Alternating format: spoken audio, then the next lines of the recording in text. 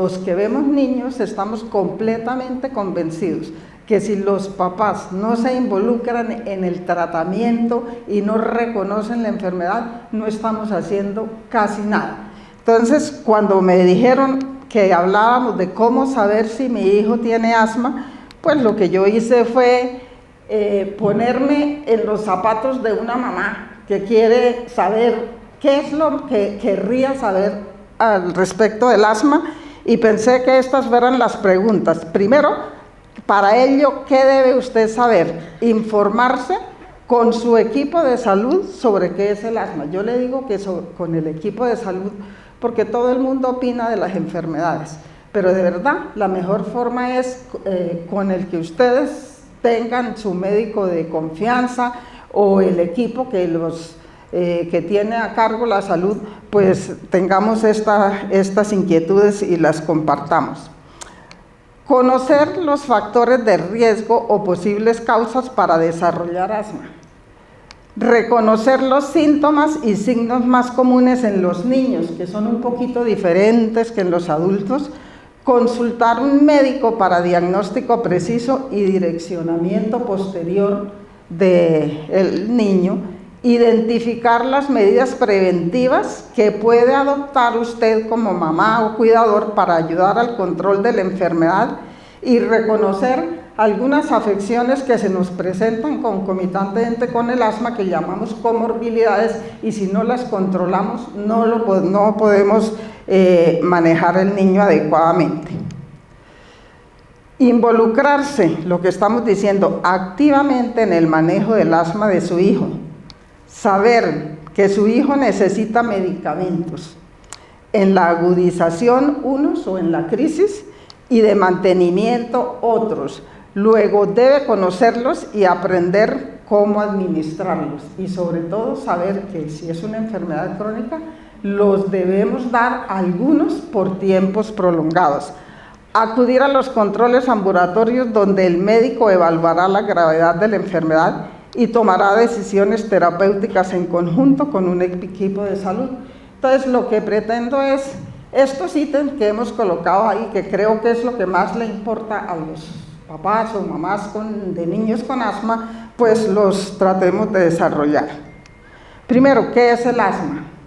Yo creo que lo más importante para ustedes es saber que el asma es una enfermedad inflamatoria crónica de las vías aéreas. Por tanto, necesita un manejo prolongado. Eso es lo que primero tenemos que introyectar, idealmente asumido por un equipo multidisciplinario en el que se incluyan los padres.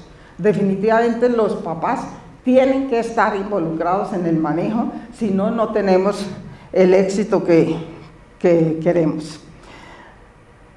Conocer algunos factores de riesgo que contribuyen al desarrollo del asma pediátrica y que hace que tengamos varios paqueticos de niños diferentes en el comportamiento del asma y en la respuesta a los medicamentos.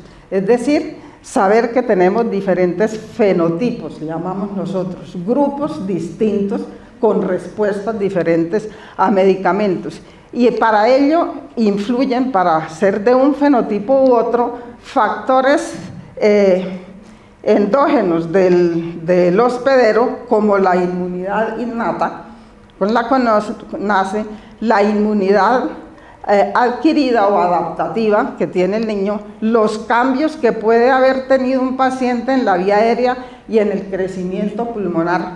Por ejemplo, los niños que son prematuros, que van a tener una predisposición mayor a hacerlo, o que tienen una enfermedad por ser prematuros extremos que se llama la displasia broncopulmonar, también van a estar más predispuestos.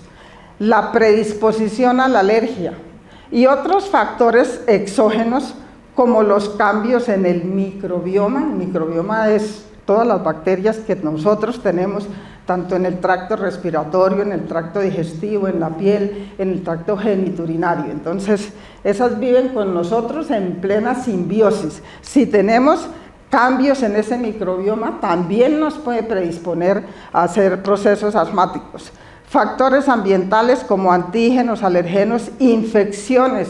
hay infecciones virales que nos modulan para que tengamos procesos asmáticos más fácilmente. Y miren ustedes, la nutrición, el ejercicio y la condición psicosocial.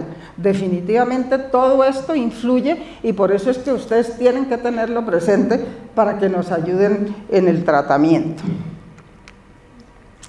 Como les decía, tenemos varios grupos de niños asmáticos diferentes y en los menores de 5 años ya podemos identificar 3 grandes y es estos que llamamos sibilantes recurrentes asociados a los virus. Nos pasa mucho que niños con procesos inflamatorios generados por infecciones respiratorias virales pues van a tener episodios recurrentes de dificultad respiratoria que, como les decía, lo importante es que los reconozcamos porque probablemente van a tener un manejo diferente a otros. Los sibilantes persistentes atópicos, aquellos que tienen predisposiciones alérgicas, tienen mucho más tendencia a persistir durante toda la vida y eso quiere decir que tienen que ustedes y nosotros estar alertas a que debemos manejar en forma temprana con antiinflamatorios a estos pacientes y no quitárselos, porque les vamos a hacer más daño que bien si no se los colocamos. Y también, por fortuna, tenemos otros que son sibilantes transitorios, o sea que lo que les pasa a esos niños es que nacen con las vías aéreas geométricamente más pequeñas que los de otros niños de su edad, por ejemplo, porque sus mamás fumaron, ya sea en forma activa o pasiva durante el embarazo. Afortunadamente, pues van creciendo, entonces crecen todas sus vías aéreas y dejan de hacer síntomas. Vean que son comportamientos distintos. Y en los niños más grandes, mayores de 5 años, pues tenemos varios fenotipos, el alérgico del que ya hemos hablado y pues ese va a tener unas características para que los reconozcamos, como es que tener un esputo con un aumento de células que se llaman eosinófilos. Los no alérgicos, al contrario, no tienen estas células. Los que tienen limitación persistente de la vía aérea tienen esa tendencia. Entonces, los que son de comienzo tardío, como pasa en los adultos, y los que son asociados a obesidad. O sea, son distintos grupos. ¿Y para qué? Sabemos, pues para ver que unos tienen mejor respuesta a unos medicamentos que otros y que, por ejemplo, hay algunos que ya ustedes habrán oído hablar de los biológicos, son unos medicamentos que le tenemos que dar a algunos de los casos graves de estos pacientes. Pero entonces, que no, de pronto una mamá se pregunta, ¿y por qué al mío no le han dado eso? Es por esto, porque son diferentes los pacientes y a nosotros nos toca identificarlos. Otra cosa que también tienen que ustedes como papás es reconocer cuáles son los principales síntomas o las principales manifestaciones del asma. Lo primero es invitarlos a que nos den una buena historia clínica, nos cuenten los antecedentes personales y familiares que tienen, porque ya les he hablado del impacto que tiene, por ejemplo, la prematurez u otras cosas, o si hay historia de marcha alérgica. Aquel niño que recién nacido le ponen el cobertorcito que es de lana y se llena de ronchas, después más tardecito hacen la costra láctea, la costra en la cabecita, después tiene la piel seca y los eczema en los pliegues. Pues ese paciente está haciendo el curso, digo yo, para proceso asmático y lo tenemos que reconocer temprano porque a ese le tenemos que dejar antiinflamatorios tempranamente y es lo que ustedes deben saber. ¿Cuáles son los síntomas? Mire que puede haber sibilancias recurrentes, obviamente, pero nosotros podemos tener pacientes asmáticos que solo tienen tos persistente, tos recurrente y tos fundamentalmente nocturna o en la madrugada, o tos que se aumenta con el ejercicio, con la risa, con los cambios de temperatura. Cuando ustedes vean eso, su hijo está inflamado, no está controlado, a un paciente que ya tiene el diagnóstico. O aquellos que cada vez que les da un resfriado, dicen entre comillas, nada más se les va el pecho, empiezan y les suena el pecho cada vez y están persistentemente con esto. Y por supuesto, pues en los muy pequeños tenemos que hacer la prueba si mejoran con el broncodilatador. nosotros como médicos tratamos de corroborarlos o hacerlo mucho más objetivos con las pruebas de función pulmonar, que la más frecuente es la curva de flujo-volumen en el niño que tiene más de 5 años o en los adultos, y en los de 3 a 5 años con la oscilometría, que es el equivalente a la curva de flujo-volumen, pero es mucho más fácil porque no tiene que hacer ningún esfuerzo el paciente. También a todos los que tenemos impresión diagnóstica de asma, por lo menos en una oportunidad le hacemos una radiografía de tórax, sobre todo para descartar que no tenga otras cosas diferentes al asma, porque ya sabemos que el que tiene asma tiene atrapamiento de aire y algunos bronquios inflamados, y los cambios no son tan trascendentales. También tenemos lo que se llaman los marcadores biológicos, y de todas estas pruebas les va a hablar después el doctor Alain ampliamente, que es lo que se llama la fracción exhalada de óxido nítrico, el recuento de eosinófilos en el esputo inducido y en sangre, que son manifestaciones, células que se aumentan como manifestaciones de la inflamación fundamentalmente alérgica. Y hay otra cosa que se llama el perfil de riesgo de tener asma alérgica, y un doctor que se llama el doctor José Castro nos enseñó que si un niño menor de 3 años tiene sibilancias frecuentes, más de 3 episodios en un año, y tiene uno de estos criterios mayores o 2 de estos menores, tiene una posibilidad con un valor predictivo positivo de tener asma, de ser asmático, hacer episodios recurrentes de 77%. Por el contrario, si no tiene estas condiciones, pues es negativo en un 68%. Y mire, tener asma alguno de los padres ya lo predispone a que tengamos, y tiene sibilancias recurrentes, a que tenga esta gran posibilidad de ser asmático.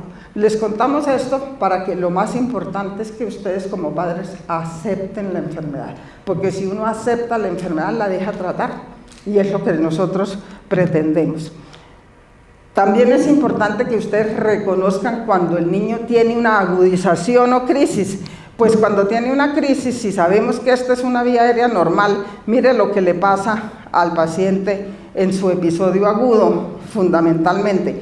Tiene gran edema, se cierra la vía aérea en forma importante, y el músculo liso que tiene alrededor de los bronquios, pues los estrechan aún mucho más. Por eso es que en el episodio agudo le debemos dar broncodilatadores como el que ustedes conocen, que es el salbutamol, y es en este momento que de verdad lo deben usar, pero de mantenimiento no tiene ninguna utilidad realmente si el paciente no está con el broncoespasmo. Y para reconocerlos, pues el niño presenta signos de dificultad respiratoria con aumento de la frecuencia respiratoria y cardíaca, con tirajes intercostales, es decir, se le hunde entre las costillas. La utilización de los músculos del cuello, se le contraen los músculos del cuello, que ninguno de nosotros los usa generalmente, pues cuando estamos respirando normalmente. El lenguaje está confinado a frases o palabras. Eso ya quiere decir que la crisis es moderada, y si esa palabra es severa, y mucho más si tiene una preferencia postural de que prefiere estar sentado. Obviamente, si le pone un ciclo del salbutamol y el paciente persiste con estas características, debe ir a la sala de urgencias a que le manejen la crisis, porque probablemente está necesitando muchas cosas más.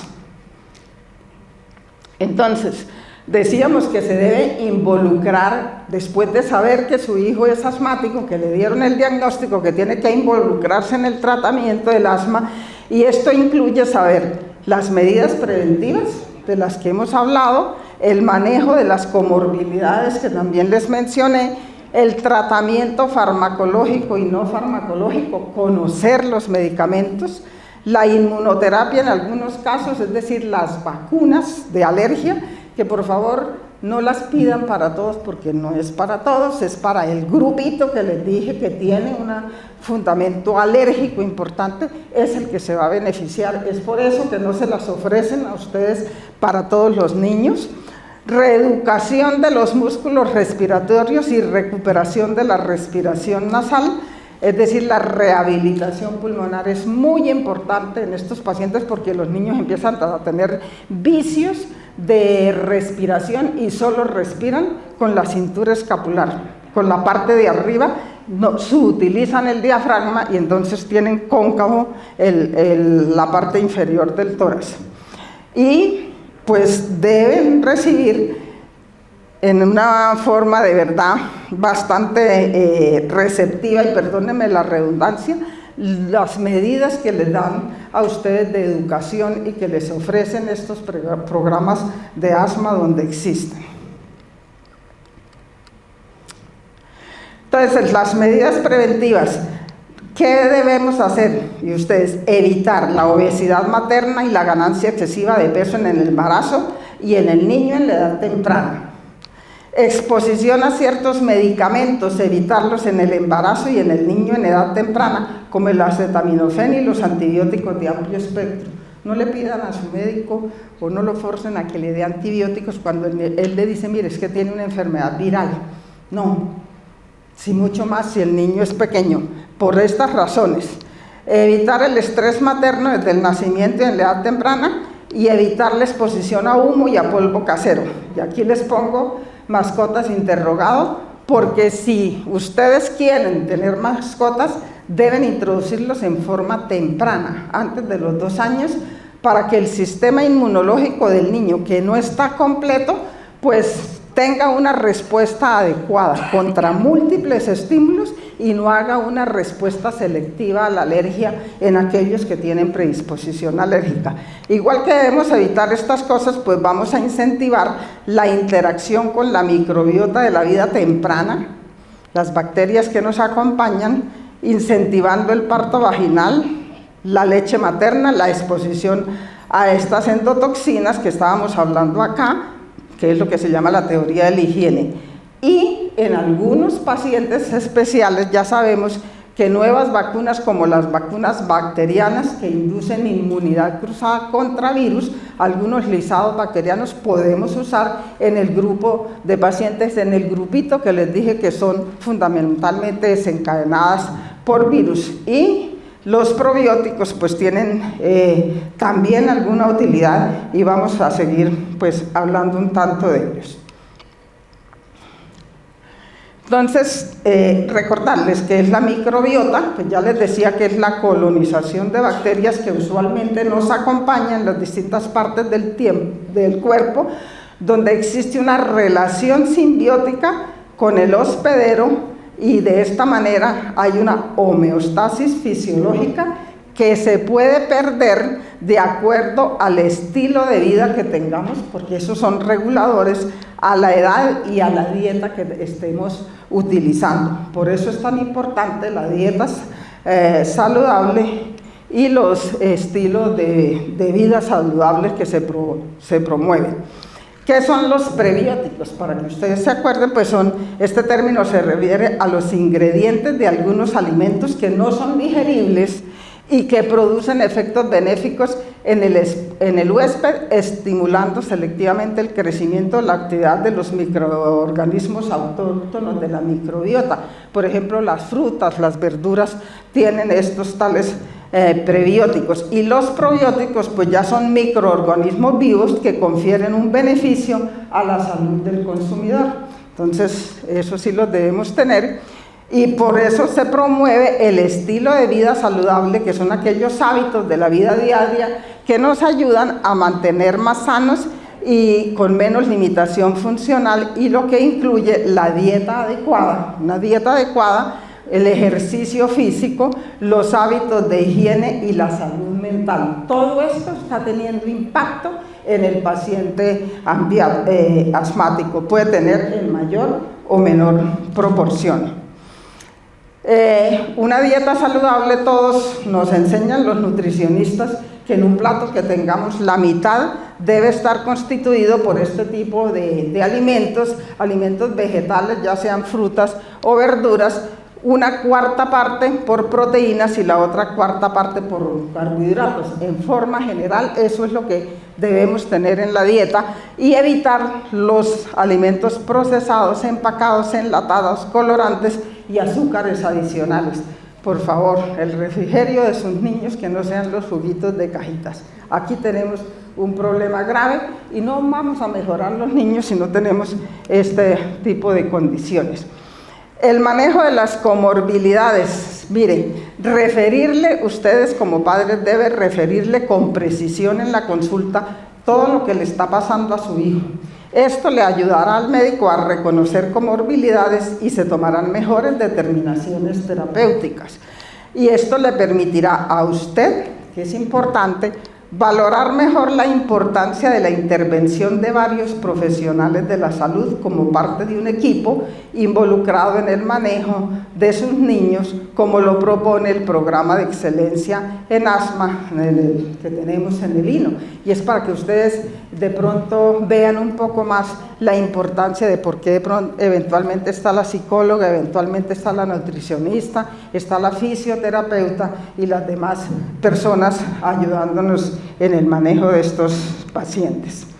Estas son las principales comorbilidades: la rinitis, la enfermedad por reflujo gastroesofágico, las apneas obstructivas del sueño, que de pronto ustedes ven que su niño está con la boca abierta, respira en forma ruidosa, hace pausas respiratorias y se despierta asustado. Piensen que lo que está teniendo es una obstrucción importante, la obesidad. Acuérdense que dijimos que se producen algunas sustancias especiales en el niño obeso que no nos permite que se mejore, y la depresión y la ansiedad también tienen un impacto muy importante, y de ahí la necesidad de que nos ayuden estos las psicólogas o demás personal de salud involucrado en esto. Mire, una muy frecuente, y la anoto acá, es porque prácticamente el 70% de los niños asmáticos tienen rinitis alérgicas concomitantes. Entonces, ¿eso qué va a hacer? Que el niño crezca sus cornetes, sus amígdalas, sus adenoides, y entonces se tornan respiradores bucales y mucho más cuando adoptan la posición horizontal, lo cual quiere decir que van a mantener con la boca abierta, y si están con la boca abierta se pierde la férula que la lengua le hace al paladar, el paladar se vuelve alto y entonces adelante no les caben los dientes posteriormente a los niños, y son esos niños que tienen dientes apiñados, y después los ortodoncistas o los ortopedistas odontológicos tienen que entrar a hacer todas estas maniobras para evitar esta condición en sus pacientes. Entonces, por eso es que muchas veces les insistimos en que le dejen el antiinflamatorio nasal que le ponemos a los niños, porque como no es de vida o muerte, de pronto dicen, pues yo lo veo bien, no se lo pongamos. Pero si ustedes la miran, está respirando con la boca abierta y le va a pasar todas estas cosas que les estoy mencionando. También deben saber que el tratamiento, de acuerdo a lo que usted le ha dicho a su médico, pues él va a valorar la severidad de la enfermedad, y vamos a tener escalas de manejo farmacológico de acuerdo a la severidad del asma, pues que eso sí se la va a identificar plenamente su médico, para lo cual usted le debe ayudar diligenciando los formularios que se les da antes de la consulta, que en los niños se llama el CACT si tiene menos de 9 años, o el ACT. Esta es la razón para que el médico pueda clasificar en forma más precisa la enfermedad y sea mucho más fidedigno el tratamiento que se le da. Así ayudará al médico a evaluar mejor la severidad y el grado de control de la enfermedad. Y entonces también deben conocer ustedes los tipos de medicamentos inhalados que usa el paciente en el asma. Mire, y son dos muy importantes: unos que son los de mantenimiento, y de verdad que hay la obligación de que ustedes los conozcan, porque si los conocen entienden por qué hay que dejárselos tiempo largo. Les dije, son los medicamentos antiinflamatorios, y el asma es una enfermedad inflamatoria. Beclometasona, budesonida, fluticasona, bueno, el nombre es lo de menos, pero lo importante es que son para uso prolongado. A diferencia, aunque ustedes vean que el salbutamol o el bromuro hipratrópico con fenoterol les mejora rápidamente el proceso agudo, eso es un sintomático. Yo les digo a las mamás, eso es equivalente como cuando uno tiene fiebre y le dan Dolex. Sirve de momento, pero no le está tratando la enfermedad. Así vean que es el que más les sirve, es solo por síntomas agudos. Y también, además de conocer los medicamentos, deben saber que hay formas diferentes de utilizarlo. Este se llama inhalador dosis medidas, estos inhaladores de polvo seco, que pueden ser con muchas dosis o con una sola dosis. Estos se pueden usar directamente en la boca, pero el inhalador de dosis medida se puede, pero no se debe utilizar directamente, porque cuando yo acciono este aparatico, me sale una nube que sale con 30 metros por segundo de velocidad, y si lo hago directamente en la boca, se impacta en la garganta y el niño lo va a deglutir en vez de verdad inhalarlo. Para inhalarlo hay que adecuadamente hay que colocarle estas inhalocámaras, que cuando salen las partículas de aquí tienen más o menos 30 micras y se van fragmentando hasta que cuando llegan a la boca del niño tienen 5 micras o menos, que es como se pueden ser respirables. Y eso vale también para los adultos, la verdad, ¿sí? Hay que aprender entonces a usar correctamente estos inhaladores. Recordar que si el niño está usando un inhalador dosis medida con inhalocámara, si tiene menos de 5 años debe ser con máscara. Si tiene más de 5 años, como el que le mostré anteriormente, con la boquilla, si tiene más de 5 años. Y los inhaladores en polvo seco, pues la boquilla va directamente a la boca, pero recordar jugarse la boca después de la inhalación para que no le salgan en la boca monilias o los famosos sapitos que la gente menciona. Entonces esto lo evitamos de esa manera.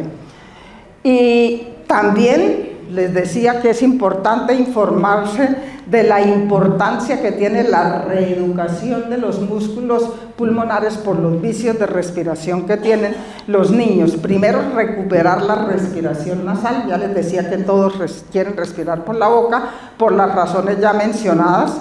Adquirir un ritmo respiratorio automatizado abdominal, porque los niños dejan de utilizar el diafragma y entonces tienen defectos en la forma del torus. Reeducar los grupos musculares y así evitar y corregir la deformidad torácica.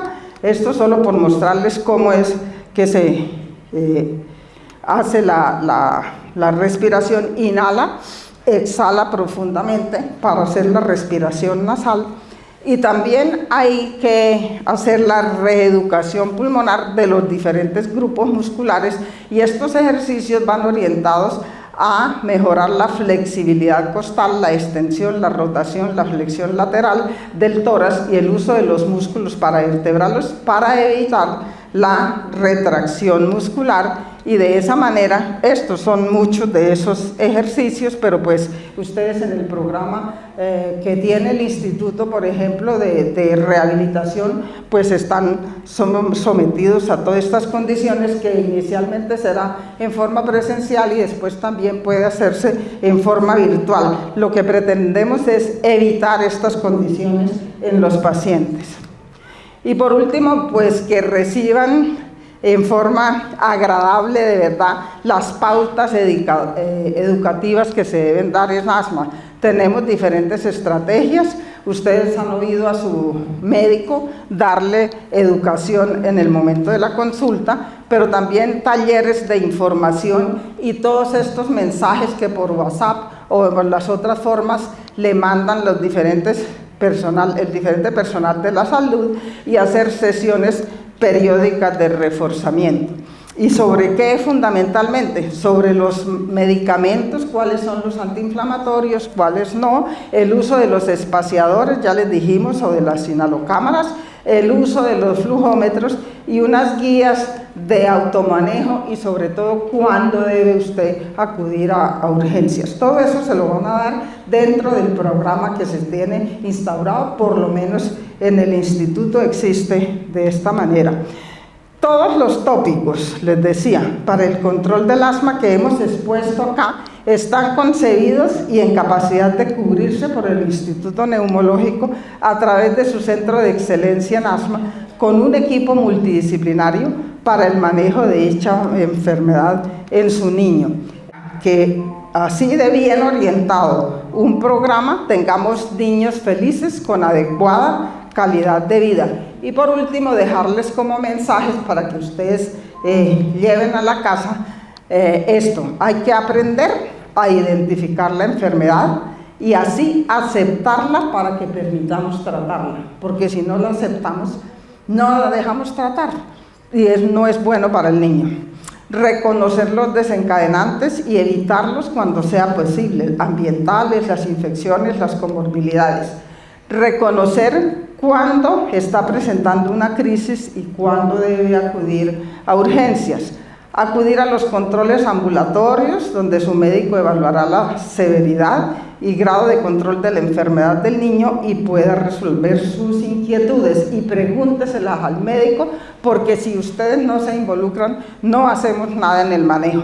Conocer las medidas preventivas e identificar las comorbilidades que usted puede modular para lograr control de la enfermedad y seguir las recomendaciones del programa de excelencia, en este caso en el Instituto Neumológico.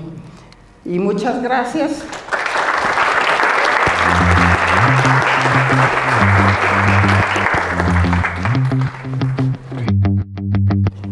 Buenas tardes. Bueno, primero que todo agradecido por la invitación para poder compartir con todos ustedes y agradecido con ustedes por la presencia, una nutrida presencia.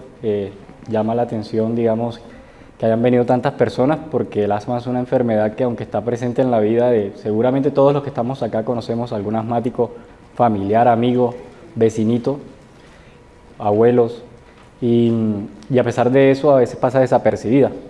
A mí me han dejado la tarea de tratar de responder una pregunta que realmente no es una pregunta fácil de responder, pienso yo, porque el asma se parece al amor. Y por eso esa diapositiva que les he colocado ahí. ¿En qué sentido se parece? En que hay personas en la vida que se sienten afortunados conocedores del amor. Hay otros que ni siquiera creen en el amor. Así que hay gente que no cree que existe el asma. Y como el asma se siente, pero a veces es inaparente. La siente la persona que la lleva y la padece, y a veces los que están alrededor no se dan cuenta. Entonces, esta analogía creo que es muy válida porque, digamos, el amor nos rodea y está en nuestra vida, y el asma nos rodea y está en nuestra vida, y a veces no nos damos cuenta. Y cuando uno le pregunta a las personas, defíname qué es el amor, encontramos un montón de respuestas. Y hay quien dice que la mayor expresión de amor es cuando la señora le da con el sartén en la cabeza al esposo. Pero, sin duda alguna, digamos, cuando uno entra a mirar definiciones sobre asma, se encuentran diversos tipos de definiciones, como esta que les estoy proyectando en este momento, en la que nos dicen que es una enfermedad heterogénea caracterizada usualmente por inflamación crónica de la vía aérea y traducida en la clínica por sibilancias, es decir, silbidos o pitos en el pecho al momento de respirar, con la sensación de que te falta el aire, que es la disnea, y con tirajes y tos. Tirajes, entiéndase, es cuando se le hunden las costillitas o comienza uno a usar músculos que normalmente no usa para respirar con normalidad, y que varían en intensidad con el tiempo junto con una limitación variable del flujo expiratorio. Pero también podemos encontrar definiciones como la siguiente, en la cual es más vaga porque dice que es un término genérico equiparable a una gran sombrilla, o sea, bajo la cual puede haber varias formas de decir lo que es asma, o quizás diferentes tipos de asma, o que hay varias enfermedades que se parecen al asma y no son asma. Entonces, como se dan cuenta, realmente por eso les ponía la analogía del amor, porque depende quién lo defina, cómo lo siente, cómo lo vive, lo puedes definir, pero tratamos de todas formas de buscar un criterio de unificación. Y si ven de pronto en lo que coincide la definición anterior con esta que les he propuesto en este momento, es que hay una limitación, digamos, en la calidad de vida, porque hay siempre inflamación, que de pronto es la palabra que tiene como común denominador ambas definiciones. Y de pronto la forma más fácil de entender esa limitación que genera esa inflamación es este ejemplo que les traigo. Si nosotros fuéramos en uno de estos vehículos que vemos en la imagen y estuviéramos apresurados por llegar acá a este evento porque se nos olvidó que era a las 2 de la tarde y ya son las 3, y venimos por la autopista y nos encontramos con una reducción de carril, nos desesperamos porque sentimos que no vamos a poder llegar a tiempo porque además de que salimos tarde, ahora hay un trancón. Pues básicamente es lo mismo, eso es lo que le ocurre al paciente con asma. Tiene una limitación debido a una inflamación que hace que el lugar por donde circula el aire se reduzca de forma significativa, de tal forma que toda esa cantidad de aire que necesita circular ya no lo puede hacer a la misma velocidad. Obviamente que va a circular porque esa cantidad de vehículos que están ahí represados finalmente van a pasar por esa zona más estrecha, pero lo van a hacer en mayor tiempo de lo que realmente lo podían haber hecho con una vía más amplia y permeable. Y en ese sentido, también aplicando una analogía, la vía que veíamos atiborrada de vehículos serían en este caso los bronquios, que sería esa autopista por donde circulan los vehículos, y los vehículos serían esas partículas de aire llenas de oxígeno que necesitamos para poder respirar y sentirnos bien. Y ahí ustedes pueden observar que, como la doctora Luz Livia les señalaba con un gráfico parecido, esta sería la situación en la cual se ha reducido la vía por la cual circula el aire y el momento en el cual el paciente está en una crisis, momento en el cual, aunque el paciente sabe conscientemente que necesita más aire para poderse sentir bien, no puede meter ni sacar esa cantidad de aire que requiere para poder sentirse bien. Caso contrario, cuando estamos en esta situación A, donde la vía aérea no está inflamada, está permeable, entonces toda esa cantidad de vehículos y personas que viajamos dentro de ellos podemos pasar a la velocidad que querramos porque todo está despejado y en ese caso el paciente podrá respirar y sentir que el aire entra y sale con completa normalidad. Entonces, ¿cuándo debemos considerar el diagnóstico de asma? Ante todo niño, independientemente de su edad, con episodios recurrentes, que sean 3 o más, dice la mayor parte de los textos, de sibilancias o disnea. Ante todo niño y cualquier persona, ¿no? Porque el asma no es solo una enfermedad de la infancia, es una enfermedad que afecta a todos los grupos de edad. Probablemente quien les habló anteriormente, que fue la doctora Luz Livia, y en mi caso somos neumólogos pediatras y probablemente por la rutina diaria que tratamos con niños sesgamos siempre las cosas a hablar como de niños, pero esto no quiere decir que no sea igual de aplicable a un adulto.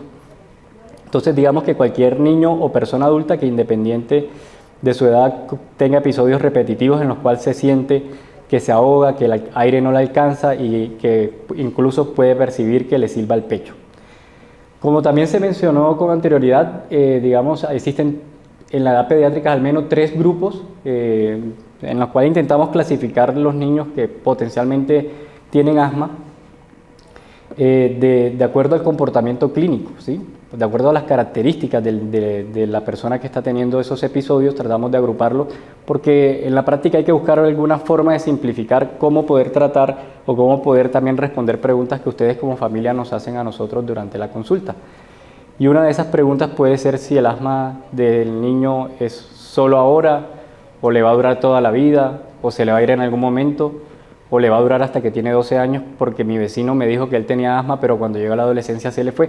Eso depende de las características individuales de cada caso, pero digamos hemos aprendido a través de la observación de cohortes, que cohortes son como grupos grandes de pacientes, las características que tienen en común cierto grupo de pacientes y por eso los hemos clasificado de ciertas maneras. Y esta es una de esas maneras de clasificarlos. Esta es más aplicable para los niños que son menores de 5 años, pero que de todas formas se extiende a niños más grandes, porque probablemente los menores de 5 años, que son los que son más susceptibles a tener infecciones respiratorias, puesto que están en la etapa preescolar, tienen que adaptarse a esa vida en grupo con otros niños y además tienen un sistema inmunológico que está en ese proceso de aprender y de defenderse efectivamente de los virus. Entonces eso hace que este grupo de niños sea más susceptible de enfermarse con virus y probablemente dentro de ese grupo de niños preescolares, pues algunos de ellos que tengan las características para desarrollar asma lo van a comenzar a manifestar a través de estas infecciones respiratorias y a ese grupo le llamamos sibilantes asociados a virus. Luego tenemos un grupo que ven abajo que se llaman sibilantes transitorios que, como la doctora les explicaba, tienen una característica diferente, aunque no significa que sean completamente distintos al grupo anterior, sino que probablemente ellos sí tienen un favorecimiento del tipo anatómico en el que por razones propias de ese bebé su vía aérea se formó, digámoslo de alguna manera, con un calibre un poquito más estrecho. Y eso hace que obviamente ya tenga un factor estructural que favorece que se obstruyan con más facilidad, porque no es lo mismo obstruir un gran recinto como este para llenarlo, que de pronto un cuartico de nuestra casa que tiene 3×3 lo podemos llenar más fácilmente. Entonces cuando un niño tiene una vía aérea desarrollada de esa forma que hace que anatómicamente sea más estrecha, cuando llega un virus, pues es más fácil que con la inflamación que genera ese virus se obstruya. Entonces esas son las características que probablemente comparten ese grupo de niños que llamamos sibilantes transitorios, porque como les explicaba la doctora Luz Livia, en la medida que crece y las proporciones de esta vía aérea va aumentando, pues va desapareciendo este comportamiento. Y luego están los sibilantes persistentes atópicos, que son aquellos niños, entiendan atopía como sinónimo de alergia, aunque no es exactamente lo mismo, pero es más fácil entenderlo así, son aquellos pacientes que al ser alérgicos, es decir, tienen dermatitis, rinitis, alergias alimentarias, pues tienen un comportamiento que probablemente les favorece persistir hacia lo largo de su vida con episodios broncoobstructivos o crisis de asma. Bien, y también compartimos esta diapositiva con la doctora Luz Livia, donde a partir de los 5 años y en adultos tratamos de clasificarlos de otra manera, en lo que llamamos endotipos, que es lo que está en el centro, en el color amarillo, con una respuesta T1 y T2. Parece complejo, pero en realidad T2 hace referencia a que el sistema inmunológico, por cuestiones de mala interpretación de señales, en la medida que la persona se va desarrollando, comienza a tener errores en la señalización y en la interpretación de lo que lo rodea. Es decir, todos sabemos que una partícula de polvo no es un germen, es una partícula de polvo. Es decir, no es una bacteria que se va a multiplicar dentro de mí y que me va a enfermar y me va a provocar una neumonía. Pero por alguna razón, ese individuo, esa persona, ese bebé, su sistema inmunológico cree que esa partícula puede ser dañina. Entonces, ¿qué genera? Una respuesta de defensa contra esa partícula y produce anticuerpos contra esa partícula. Tal cual como lo debería hacer efectivamente si fuera un virus o una bacteria. Pero en este caso es una partícula de polvo. Entonces, al producir esos anticuerpos se sensibiliza y de ahí en adelante se vuelve alérgico a esa partícula de polvo. ¿Qué pasa cada vez que se expone al polvo? Que piensa que lo está atacando algo que es malo y produce una respuesta inflamatoria para defenderse de esa partícula de polvo. Eso es ser alérgico. Entonces es un fenotipo TH2, por ponerles un ejemplo, hay otras posibilidades más. Y un fenotipo TH1 vendría siendo una respuesta inflamatoria que no es tan dependiente de esa respuesta o de esa cadena de respuesta de tipo alérgico. Luego lo que ven alrededor son las expresiones de esos endotipos. Entonces esos endotipos pueden ser de tipo no alérgico, alérgico, algunos que ya son muy específicos que se ha evidenciado con la investigación, como es el asociado a la obesidad, y algunos que tienen comportamientos diferentes como el de alimentación persistente a la vía aérea o el de comienzo tardío en adultos. Esta gráfica la traje para explicarles cómo es lo del comportamiento de esta pequeña clasificación que hacemos en los niños menores de 5 años en cuanto al tiempo. Porque aquí en la parte inferior pueden ver que los que llamamos transitorios, es decir, estos grupitos de pacientes que hacen sibilancias transitorias, habitualmente se limitan a tener episodios entre el nacimiento y los 3 años de vida, teniendo un pico hacia el año y medio aproximadamente. Pero a partir de los 3 años, como ustedes comienzan a ver, va descendiendo la tendencia a presentar esos episodios de obstrucción bronquial. En el grupo de los pacientes que son no atópicos y son sibilantes, hay una situación y es que ellos persisten con sibilancias y el pico más alto lo alcanzan alrededor de los 4 años de vida y a partir de los 6 años comienza a disminuir esa tendencia, y en cambio aquellos que son asociados a alergias, que esto que hace relación aquí arriba, IgE asociados, quiere decir que tienen más asociación al componente alérgico o T2 que yo les enseñaba, son los que probablemente tienen más tendencia a superar los 6 años y hacia los 11 años seguir, y probablemente hacia la vida adulta seguir con ese mismo comportamiento. Y como también lo mencionaba la anterior expositora, la forma de diagnosticar el asma se basa en criterios clínicos, en criterios digamos, de historia clínica de los síntomas y también de acuerdo a las pruebas que podemos hacer en el paciente para intentar diagnosticarlo de forma correcta. Y ahí ustedes pueden ver, digamos, que en la historia clínica los antecedentes personales y familiares son los de más relevancia, como la doctora les explicaba, el hecho de que un paciente que viene a consulta con episodios repetitivos de dificultad respiratoria por virus o por factores alérgicos, al cual además tenemos el antecedente que uno de sus dos padres o ambos padres son asmáticos, pues eso ya da una alta sospecha que realmente se puede tratar de un paciente verdaderamente asmático. Y más si ese paciente adicionalmente ya como individuo ha tenido manifestaciones tempranas de alergia, como les ponía ejemplo también la doctora, de contacto con la ropa que usaba de bebé, con los alimentos, con eczemas en la piel, con la rinitis alérgica, entre otros. Luego los síntomas clásicos de una persona con asma, sin importar la edad, realmente son la aparición de sibilancias, que son esos silbidos, pitos. A veces yo le digo a los papás, es como un gatico maullando, un gatico recién nacido, así se percibe. La tos nocturna, la tos o la sibilancia cuando hacen ejercicio o lloran.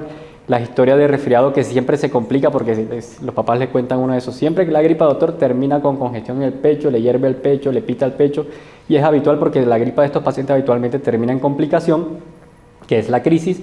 Y habitualmente, pues algo que confirma también el diagnóstico es el hecho que uno le coloca tratamiento y todo esto deja de pasar. El paciente mejora mucho. Y las pruebas de función pulmonar, que como decíamos en niños pequeños usamos oxilometría por la facilidad que tiene esta técnica para realizar, y en niños más grandes las curvas de espirometría. Esta diapositiva, bueno, también la proyectó la doctora, hace énfasis en un índice que fue una herramienta que propuso alguien, digamos, muy juicioso en la neumología, que nos ayudó a evaluar, digamos, toda la información extraída de una cohorte que, como les decía, era un grupo grande de pacientes de una ciudad que se llama Tucson, y de ahí mismo se hizo un análisis de las características que tenían estos pacientes y se fue extrayendo información asociada a toda esta cohorte y sacamos esto que le llamamos índice predictivo para asma, en el cual hay las características clínicas que debe reunir el paciente, es que sea un niño menor de 3 años que haya tenido varios episodios, 3 o más, y que tenga un criterio mayor o 2 criterios menores, como ya les explicaba la doctora.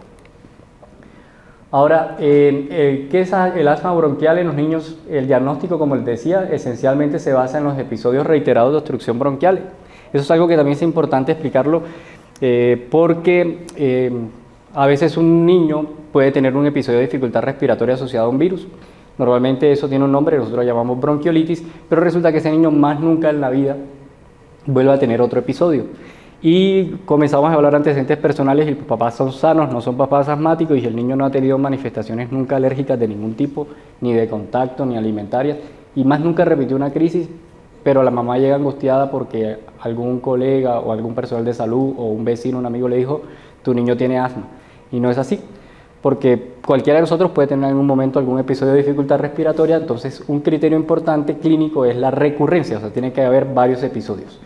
Y a eso asociarle que sean episodios que mejoran, que revierten de forma espontánea o ante la administración de broncodilatadores como el salbutamol. Y pues si a eso, digamos, le sumamos que tiene los factores ya conocidos personales y familiares, pues probablemente entonces ahí sí, si tengo un niño que ya lleva 3, 2, 4 episodios, además tiene papás y familia alérgica y además mejora con el tratamiento, pues probablemente sí tiene asma. El diagnóstico funcional lo hacemos, como les había enseñado en la diapositiva anterior, a través de pruebas, las que usualmente tenemos al alcance y que están disponibles en nuestro instituto neumológico y que se benefician los pacientes que consultan y que hacen parte también del programa de asma, son la oxilometría de impulso, la espirometría pre y postbroncodilatador, las pruebas de provocación bronquial y el monitoreo de pico flujo expiratorio, de las cuales realmente las 3 primeras creo yo, sin temor a equivocarme, que son las que con mayor frecuencia usamos en nuestro instituto. Entonces entremos a esa parte de esta presentación y es explicarles un poquito cómo hacemos el diagnóstico funcional de asma. Voy a tratar de hacerlo de una forma sencilla, espero que sea de fácil entendimiento. Entonces, este gráfico que ven inicialmente ustedes acá es lo que haría, digamos, lo que puede evaluar una prueba que se llama espirometría. La espirometría de pronto es la prueba más conocida por todos nosotros porque, digamos, es una prueba de fácil acceso y existe hace muchos años. Incluso aquí en el stand al ingreso, si llegaron temprano, estábamos brindando la oportunidad de que tomaran espirometría en forma gratuita. Y a través de esta herramienta lo que uno puede evaluar Inicialmente, digamos, esta es la forma como cualquier persona respiraría, que se llama volumen corriente, y es lo que estamos haciendo todos en este momento. Como no estamos haciendo ningún esfuerzo, ustedes están ahí sentados escuchándome, no están riéndose, no están corriendo, están utilizando un mínimo de aire para poder estar ahí sentaditos y cómodos. Eso es esta parte de la curva respiratoria. Pero si en algún momento ustedes tomaran una respiración profunda, inspiraran, llegarían hasta este punto, y luego, si yo les pidiera que sacaran todo el aire que pudieran sacar, ustedes llegarían hasta este punto. Y si en este momento yo le dijera, vuelva por favor a respirar a máxima capacidad, llene su pulmón hasta donde usted pueda, usted va a volver a llegar hasta este punto. Y si después yo le pido que vuelva a vaciar el pulmón, usted va a volver a llegar a este punto. Entonces la espirometría es una prueba que mide casi la totalidad de la función y de la capacidad del pulmón, pero nunca evalúa esta parte que está aquí abajo, que se llama volumen residual. Y eso tiene importancia, digamos, para nosotros como clínicos y especialistas en el área de neumología, pero para ustedes para que también puedan entender la siguiente parte que les voy a mostrar ahora. Entonces, ya cuando tomamos una espirometría como tal, lo que nosotros evaluamos son dos tipos de curva, una que se llama volumen-tiempo y otra curva que se llama de flujo-volumen. Y estas curvas, cada una nos da una información que es la que nosotros tomamos como parámetros de referencia para poder determinar si la función pulmonar del paciente que estamos evaluando a través de esa espirometría es normal o no es normal. En esta primera curva de esta, básicamente extraemos dos datos, que es esto, el FEP1, que sería la cantidad de aire que usted puede sacar en el primer segundo cuando usted sopla con todas sus fuerzas, y la capacidad vital forzada, que es la cantidad de aire total que usted fue capaz de soplar. Y de esta curva tomamos otros valores como esta zona que está de aquí del 25 al 75, que vendría siendo como el aire que usted fue capaz de expulsar después que sacó la mayor cantidad de aire en el primer segundo. Y esta curva, digamos, son los tres parámetros más importantes que evaluamos. Con estos tres parámetros que nosotros determinamos si un paciente a través de una espirometría tiene una función pulmonar que es normal o está alterada. En el gráfico de arriba que ustedes ven serían como la rama expiratoria, o sea, eso de tomar y soplar todo el aire que yo pueda a máxima velocidad con máxima fuerza, normal. En cambio, la curva que ustedes ven en la parte inferior tiene trazada la normal y la real del paciente, que sería esa que está excavada o hundida. ¿Por qué ocurre esto? Porque el paciente, digamos, aquí está la carretera que yo les mostraba, sin ese trancón que les mostré en la imagen inicial, donde los carros pueden pasar a toda velocidad. Entonces el paciente toma aire y cuando sopla a toda velocidad puede sacar el aire como a un ritmo parejo, pero en cambio acá se encuentra con ese embotellamiento y después que saca en el primer segundo, le toca ir sacando cada vez más lento, más lento, más lento. Entonces eso hace que se vaya excavando o hundiendo la curva. Quiere decir que si ustedes ven algún día un resultado de una espirometría donde la forma de la curva tiene este hundimiento, probablemente ese paciente está inflamado o también decimos obstruido. ¿Y qué evaluamos después que hacemos esa prueba inicial? Pues le suministramos salbutamol y lo ponemos a repetir la prueba y vemos qué tanto lo mejora el salbutamol. Entonces, si los incrementos en el FEP1 son del 10 al 12% o en el flujo de 25 al 75 es mayor al 35%, pues uno considera que los cambios que logra ese paciente con el salbutamol son muy significativos y eso demuestra que su enfermedad es reversible. Por eso es que la espirometría es tan protagónica en el diagnóstico de asma, porque nos permite confirmar la inflamación o obstrucción y a su vez demostrar la reversibilidad del paciente, y ahí tenemos los criterios funcionales que yo les enseñaba. Entonces decimos, este paciente tiene asma. Y esto lo traje como para reforzarles la idea. Esto sería la primera imagen, la imagen normal de un paciente sano que puede tomar y sacar el aire sin ninguna obstrucción o limitación al flujo. La típica imagen que les enseñé ahorita, cómo se hunde aquí en esta parte de la barriguita de la rama expiratoria, que es lo habitual que tiene un paciente con asma. Y esto que ven acá es otra alternativa que podemos encontrar en una espirometría, pero que no es lo que usualmente vemos en un paciente con asma, que es lo que llamamos un patrón restrictivo. Entonces aprovecho y les enseño qué es lo que ocurre en la tercera figura, por qué tiene esa forma, porque es más chiquita, porque probablemente ese paciente se siente ahogado y le falta aire porque tiene una enfermedad que realmente afecta la capacidad del pulmón. Es decir, se los explico de otra forma, en un paciente asmático la cantidad de aire que el paciente tiene es normal. Sus pulmones están bien desarrollados y puede llenarlos de aire cuando no está en crisis de una forma adecuada, pero no puede usar todo ese aire de forma correcta. Entonces no lo tiene disponible a su gusto. En cambio, en un paciente como el de la tercera imagen, realmente ese paciente sí tiene disminuida la capacidad pulmonar, o sea, él no puede llenar sus pulmones de forma adecuada y por eso es que se siente ahogado. Son dos enfermedades completamente diferentes. De la mitad sería el patrón clásico del asma, que se llama patrón obstructivo, y la última la llamamos patrón restrictivo. Y es común a otras enfermedades diferentes al asma. Pero como les decía, a pesar de que me tomé el tiempo de explicarles primero la espirometría porque es la más conocida y la más accesible, en realidad en pediatría, nosotros que somos neumólogos pediatras hacemos uso de otra herramienta porque es mucho más fácil de realizar y esa herramienta es la que se llama así, se llama oscilometría. Hay de impulso, hay forzada, pero esas son cuestiones técnicas que dependen más de la tecnología que tiene cada equipo para medir, más que realmente de una diferencia importante en el resultado que vamos a obtener del oscilómetro, sea por impulso o sea forzado. En una espirometría, como yo les trataba de recrear a través de mis palabras, para yo poderla hacer en forma correcta, yo debo ser capaz de tomar todo el aire que yo pueda y después soplarlo con toda mi fuerza hasta desocupar mi pulmón. Y ustedes entenderán que pedirle eso a un niño de unos 3 años, 4 años, difícilmente lo va a poder entender. Entonces, carecíamos de herramientas que nos permitieran evaluar de forma equiparable a una espirometría a ese grupo de niños. Y hace algunos años el instituto hizo un gran esfuerzo y se trajo importado un equipo que se llama oscilómetro, el cual está disponible para el servicio de toda la comunidad y que nos permite justamente evaluar la función pulmonar en niños, porque a diferencia de la espirometría, en esta prueba lo único que necesitamos hacer es colocar nuestra boca en la boquilla del aparato, como ven en esa imagen, tapar la nariz para que el niño no pueda respirar con la nariz, sostener las mejillas para que no las infle, sino que las mantenga estáticas, y respirar por la boca como estamos haciendo nosotros en este momento, solo que por la boca. Tomo aire, saco suavecito, sin tener que aguantar el aire, sin tener que llenar los pulmones, sin tener que soplar con fuerza. El equipo es capaz de hacer una evaluación de la función pulmonar y decirnos si el paciente puede tener asma o no. Obviamente, como ustedes entenderán, no estamos evaluando de la misma forma que en la espirometría, que es una prueba más dinámica, porque yo al paciente le pido que sople con fuerza.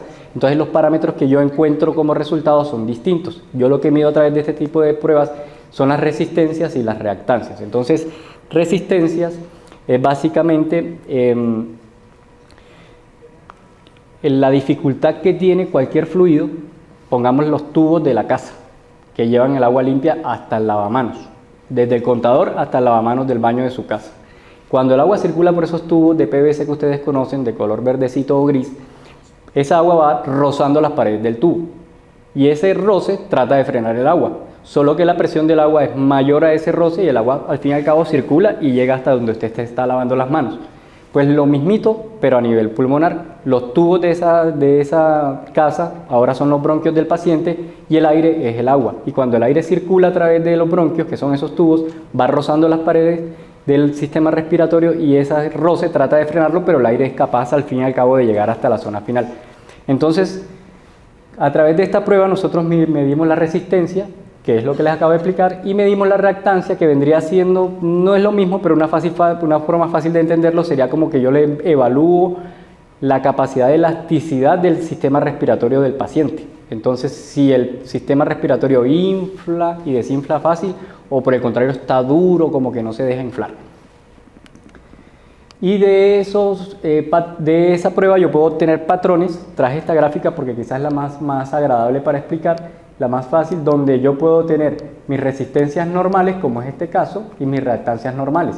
Entonces, aquí la zona roja sería la zona que yo no debo estar, y acá la zona azul que ven aquí debajo de la gráfica es donde yo no debo estar si mi barra que estoy mirando es la azul. Entonces este paciente está normal porque su zona de resistencia está por debajo de la zona roja y su zona de reactancia está por encima de la zona azul. Pero este paciente que tiene obstrucción, como lo dice el título, miren que su barra de resistencia está metida en la zona roja y aquí la reactancia no se altera porque tiene una obstrucción de tipo proximal. Es decir, que lo que tiene inflamado son los bronquios más grandes, la tráquea, los bronquios más grandes.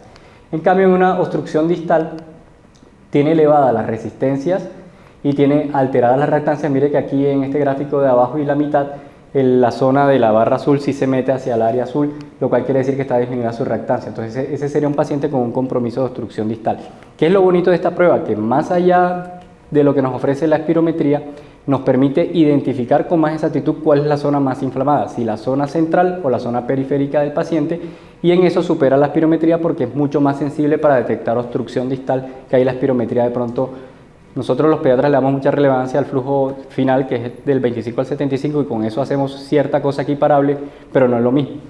Entonces, con esta prueba sí podemos definir con más claridad si la obstrucción es proximal o distal. La otra prueba que podemos hacer para el diagnóstico funcional del asma es la prueba de broncomotricidad por ejercicio. Entonces, ¿por qué hacer esta prueba? Porque si ustedes conocen a algún asmático, y seguro que sí, se dan cuenta que cuando sube una escalera o le toca subir una cuesta caminando o le toca correr, no puede, porque siente que le falta el aire o le da tos o le silba el pecho. Entonces, una forma de recrear la situación es poner al paciente a hacer ejercicio y medir qué pasa cuando hace ejercicio. Entonces, eso es una prueba de broncomotricidad por ejercicio.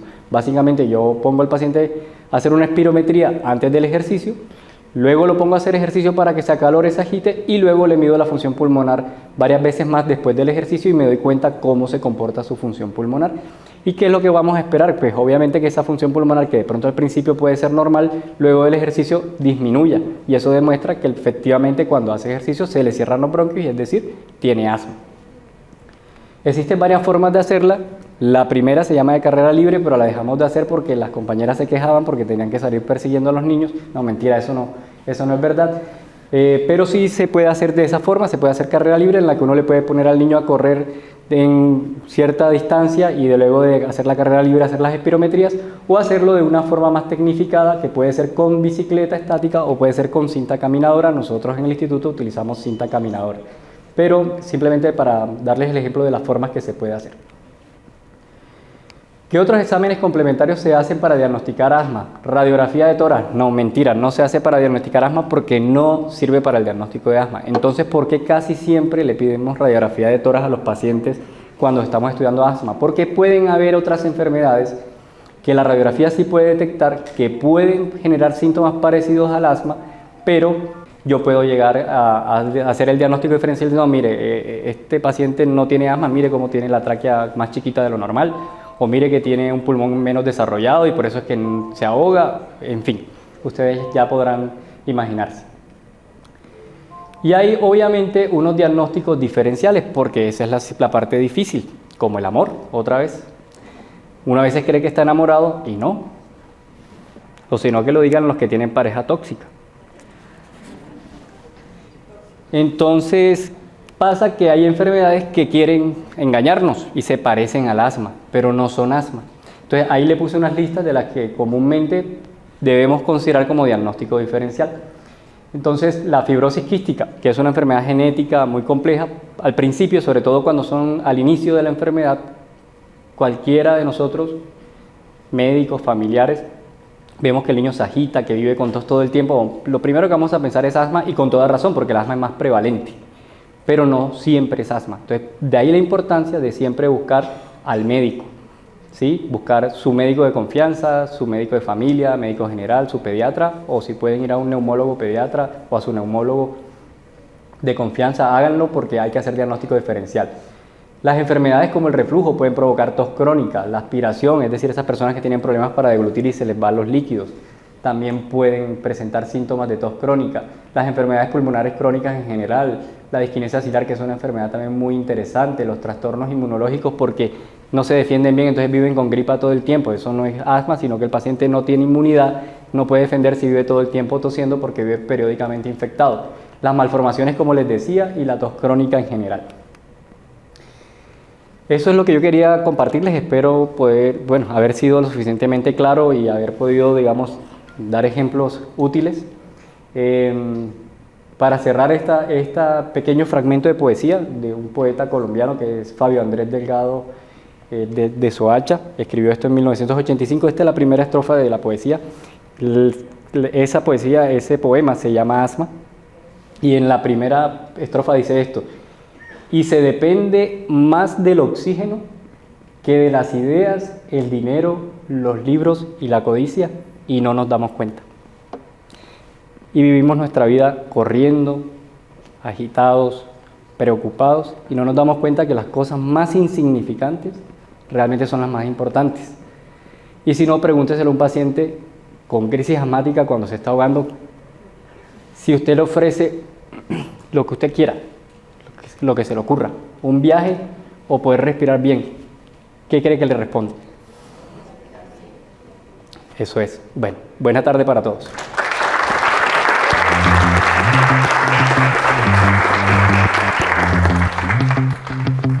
Agradezco muchísimo por estar acá, por su presencia. No se imaginan la alegría que me genera ver la cara, pues, de mis pacientes, de sus familiares en esta actividad académica que se ha organizado precisamente para poder lograr un empoderamiento del paciente y de las familias frente al asma. Me llena de orgullo, no se imaginan la emoción que me genera verlos, ver, ¿sí?, sus caras ya sin tapabocas en un escenario también diferente, donde podamos también como compartir algunas dudas que a veces se presentan en el consultorio y que, pues, por el afán, por el corre-corre, de pronto no las logramos responder. Yo soy una convencida de que la educación empodera, y en este momento donde hay tanta información en redes sociales, en los diferentes medios de comunicación, sí debemos ser muy selectivos con la información que recibimos. Y por eso les agradezco enormemente la asistencia también a este evento.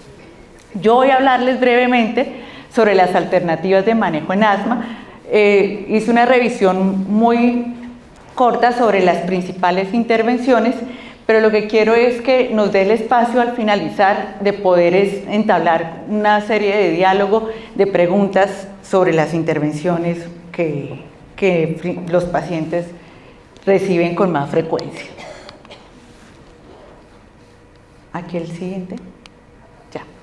Entonces, cuando vemos una intervención en asma, nosotros la planteamos desde unos objetivos o de unos desenlaces. ¿Yo qué quiero lograr cuando me aplico un inhalador o cuando me aplico un medicamento o cuando voy al programa de rehabilitación pulmonar? Y estos son los desenlaces más importantes que en este momento tenemos en asma.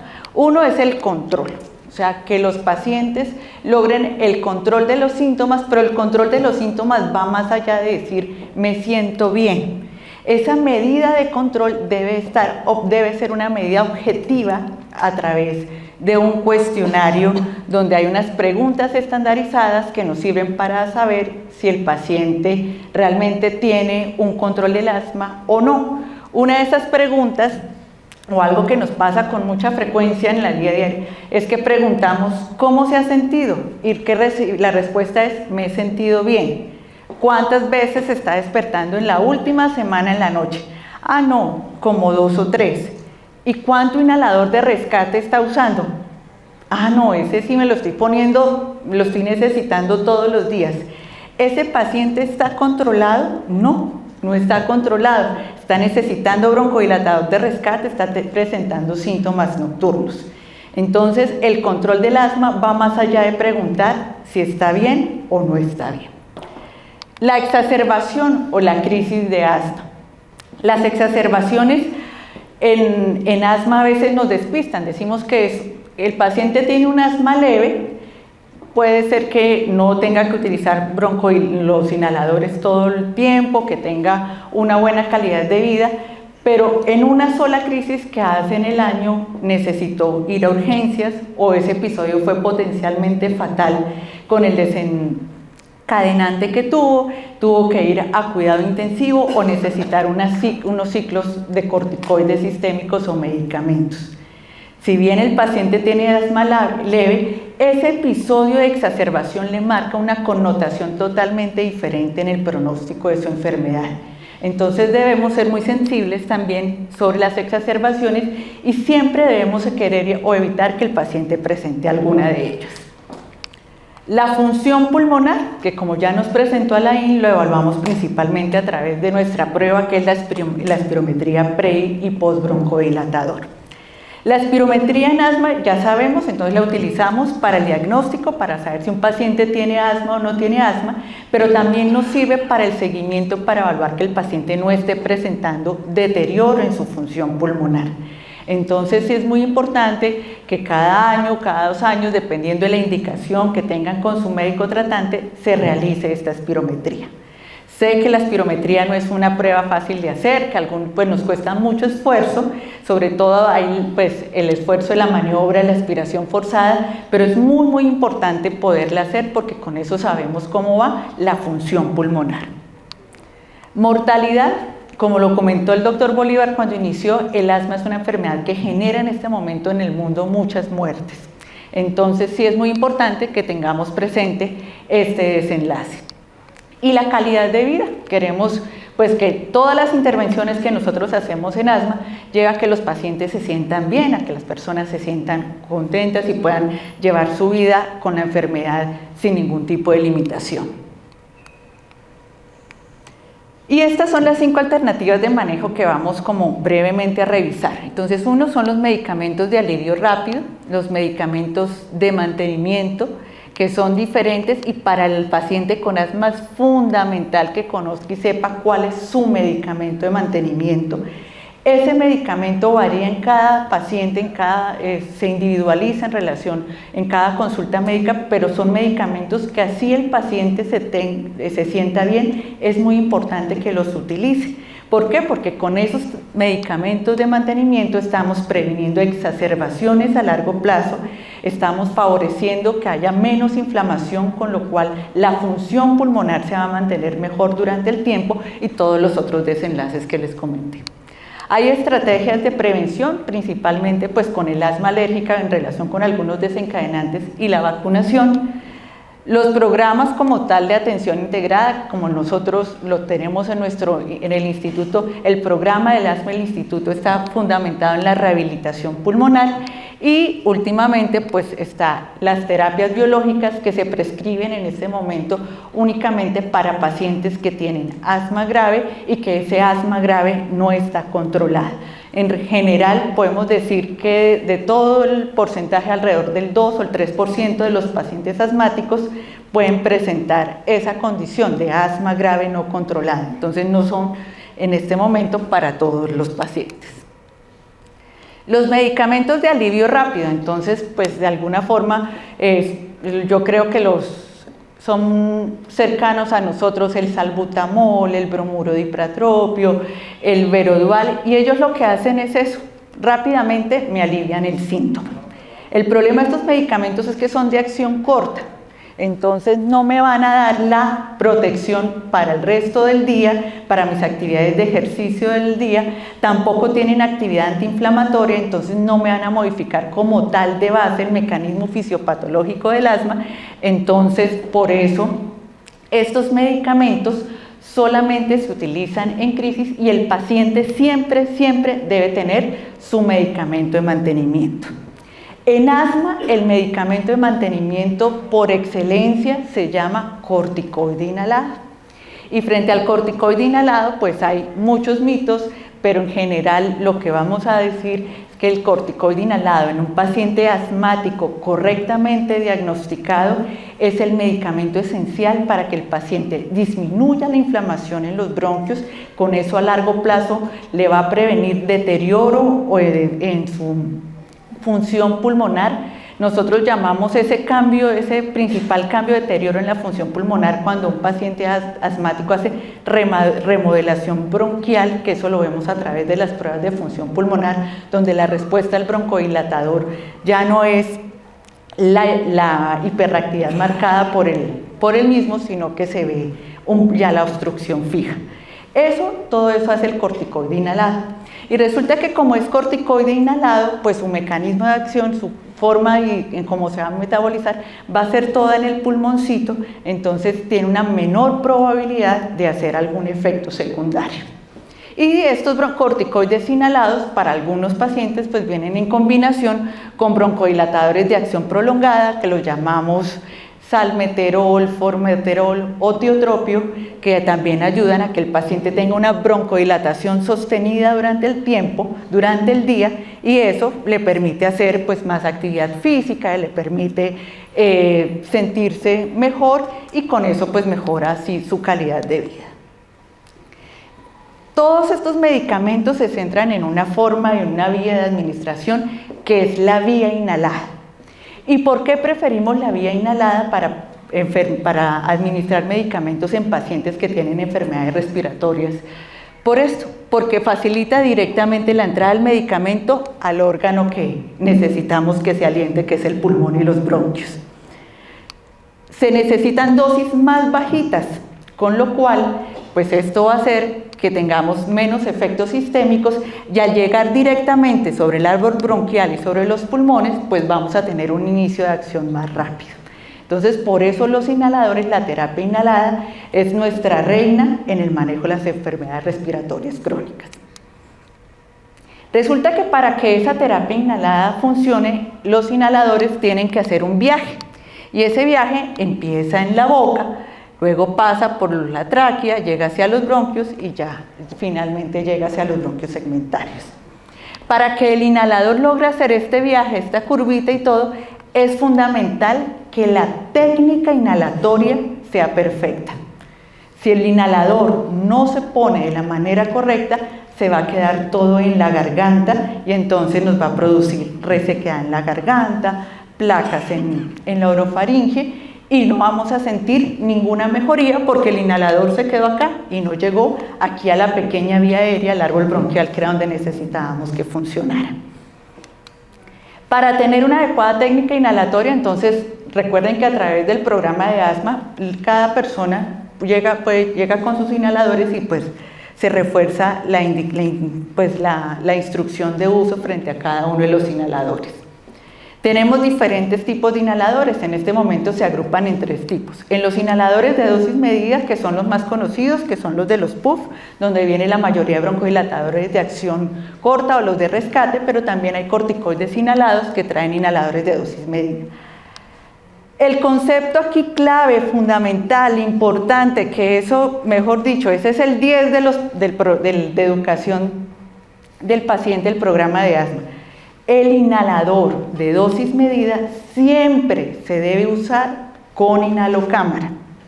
¿Por qué? Porque resulta que cuando yo activo, recuerdan el viaje que empieza en la boca y llega hacia el bronquio. Cuando yo activo el inhalador, él va muy rápido. Entonces, al ir muy rápido y al necesitar la sincronización con la inhalación, si no se percibe, si se pone directamente a la boca, esa velocidad rápida hace que se impregne todo en la garganta y que no viaje de alguna forma, pues de manera correcta a la pequeña vía aérea. La inhalocámara lo que hace es hace más lenta esa velocidad, y al hacer más lenta esa velocidad y que dure como más tiempo esa nubecita de polvo en el tiempo, pues hace que el inhalador viaje con mayor tranquilidad hacia donde queremos, su destino final, que es la pequeña vía aérea. Entonces, fundamental, todos los inhaladores de dosis medida se utilizan con inhalocámara, absolutamente todos. Y esa debe ser como la marquita y el insigno de alguna forma de la educación que reciben los pacientes dentro del Instituto Neumológico. O sea, si yo soy un paciente del Instituto Neumológico, debo saber que mi inhalador de dosis medida lo utilizo siempre con inhalocámara. Los inhaladores de polvo seco, vienen diferentes presentaciones los medicamentos, algunos vienen en dosis única, otros vienen en varias dosis. La clave aquí está también en ¿qué? En saberlo usar. Para usar los inhaladores de polvo seco es muy importante que el paciente tenga una muy buena fuerza en sus músculos respiratorios, o sea que sea capaz de sacar el medicamento de los cartuchitos.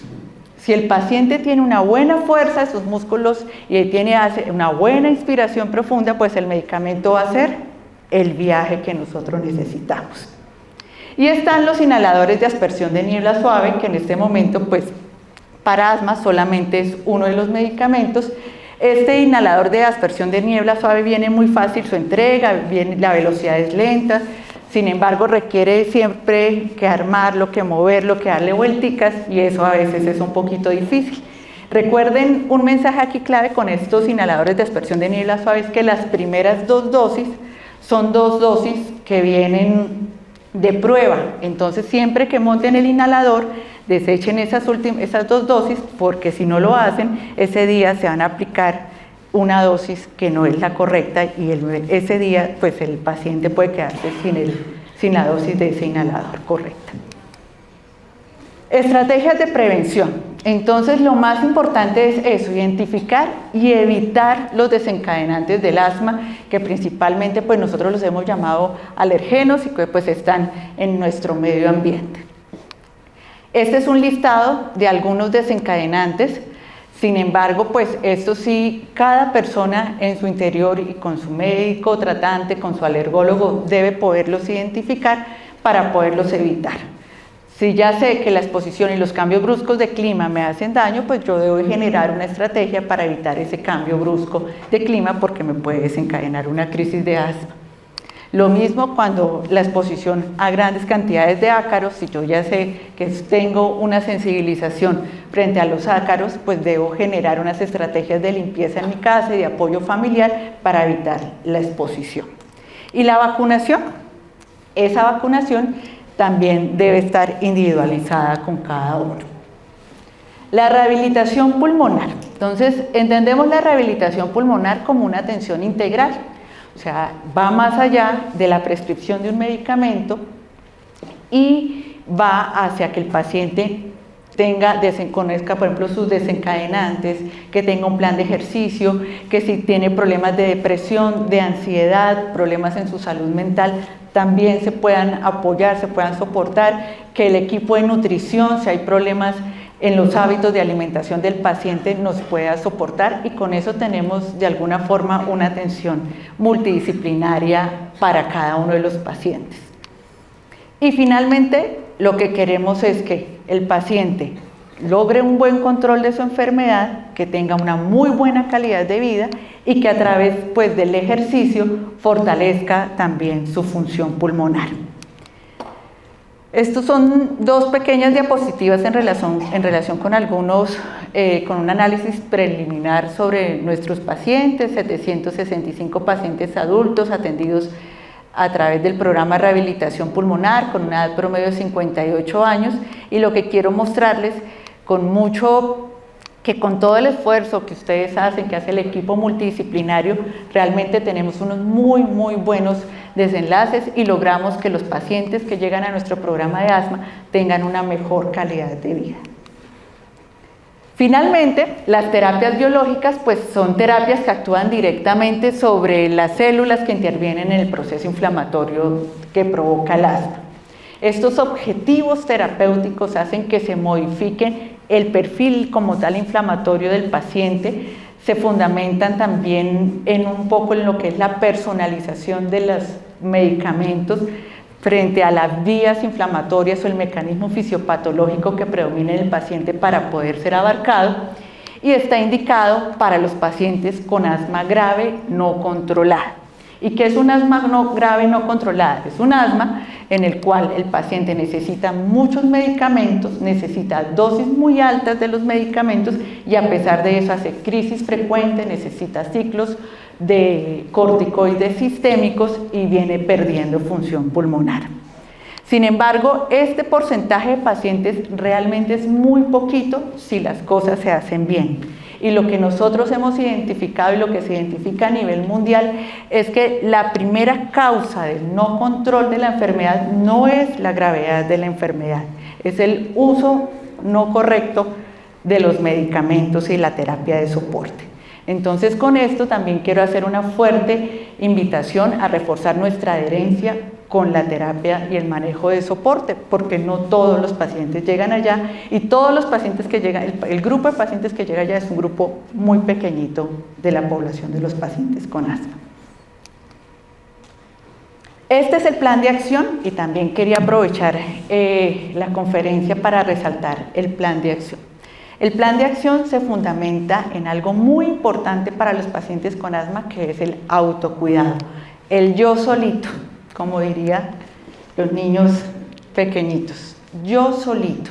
Y sí, ustedes solitos tienen la capacidad de cuidarse y tienen que conocer. En este plan de acción nosotros describimos cuáles son los medicamentos controladores, cuáles son los que le alivian los síntomas, cuáles debe manejar frente a agudos, y también especificamos algunos síntomas para identificar una exacerbación o un deterioro agudo de los síntomas. Este plan de acción que en este momento se los está entregando la doctora Camila en el programa de asma es una herramienta valiosísima para su autocuidado. Si tienen alguna duda en cómo desarrollarlo, con la doctora Camila, con alguna de las personas del programa o directamente con nosotros en la consulta de neumología, podemos actualizarlo. Es muy importante que si cambian los medicamentos controladores, pues también se ajusten los medicamentos o las indicaciones que van en este plan de acción. Entonces, aquí hago como un resumen en relación con los desenlaces y las intervenciones, y pues quiero resaltarles aquí lo importante que son los medicamentos de mantenimiento. O sea, a la luz de la evidencia científica en este momento podemos decir que estos medicamentos logran el control de la enfermedad, pueden contribuir a la función o a mantener la función pulmonar de los pacientes y la calidad de vida de los pacientes. La otra intervención que comparten todas estos beneficios como en los desenlaces son la rehabilitación pulmonar en los programas y las terapias para pacientes, les comenté, con asma grave no controlada. Entonces, pues ya para concluir, entonces el manejo efectivo del asma impacta en el control, en la calidad de vida, en las exacerbaciones, en toda esta serie de desenlaces. Tenemos diferentes alternativas de manejo que deben ser individualizadas para cada paciente. No todos los pacientes necesitan esa cantidad de intervenciones, pero de alguna forma es importante y les presenté las más importantes. Y aquí el mensaje más importante es el autocuidado y el ser muy juiciosos con el plan de acción. Muchísimas gracias.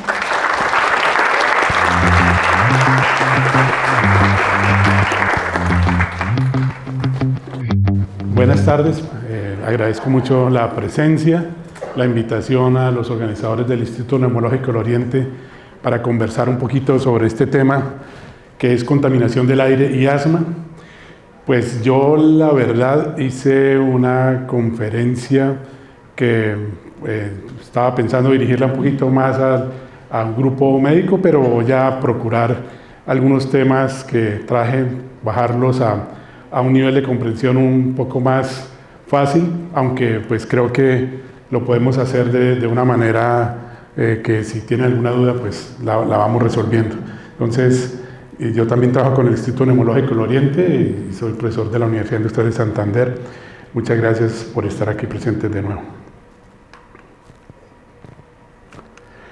Primero quería darles como un esquema de lo que voy a conversar, definir un poquito los contaminantes, de dónde provienen estos contaminantes y algunos mecanismos de cómo los contaminantes hacen daño al sistema respiratorio, que creo que es bien importante entenderlo y sobre todo para entender por qué los contaminantes tienen mucho que ver con el asma. Posteriormente también hablaremos un poquito de pues que sí existen leyes en nuestro medio, lo que pasa es que no las hacemos cumplir para tratar de disminuir esa carga de contaminación que no solamente la hace daño al sistema respiratorio, sino a muchos otros sistemas de nuestra economía corporal.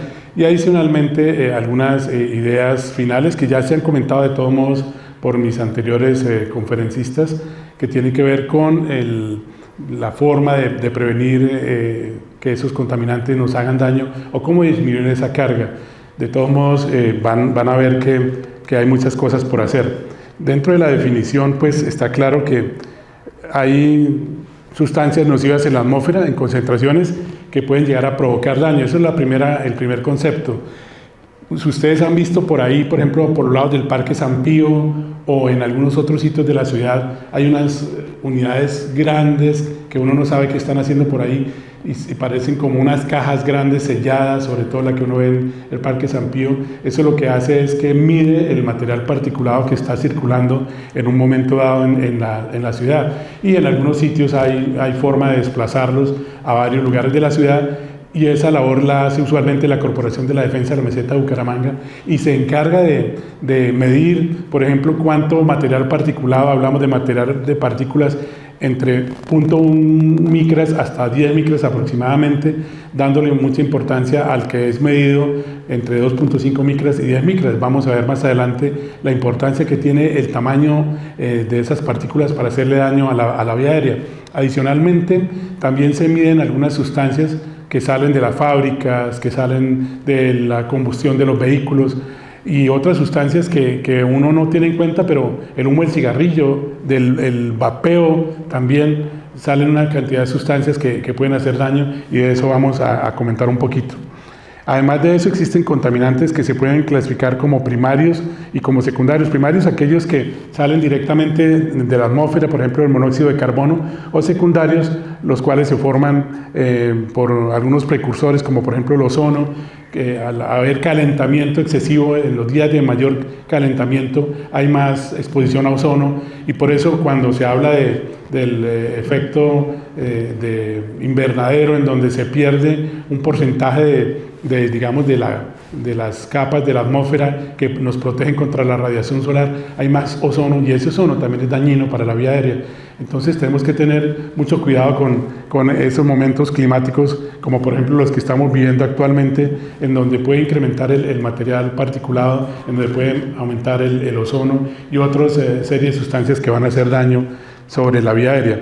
Y esta diapositiva lo que pretende mostrar es simplemente que hay material particulado, que hay ozono, que hay, por ejemplo, dióxido de azufre, dióxido de nitrógeno, que hay plomo, y los sitios en donde se pueden originar. No voy a ponerme a leer en detalle todas estas letras pequeñas, pero lo que quiere decir simplemente es que, por ejemplo, el material particulado puede provenir de muchos sitios.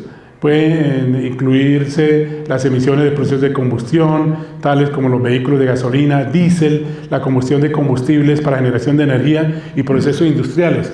¿El plomo de dónde sale? En nuestro país, que tenemos gasolina con plomo, hay países que prohíben el uso de gasolina con plomo, es un problema, porque el plomo que es emitido por los exhaustos de los vehículos también van a generar problemas sobre nuestro sistema respiratorio.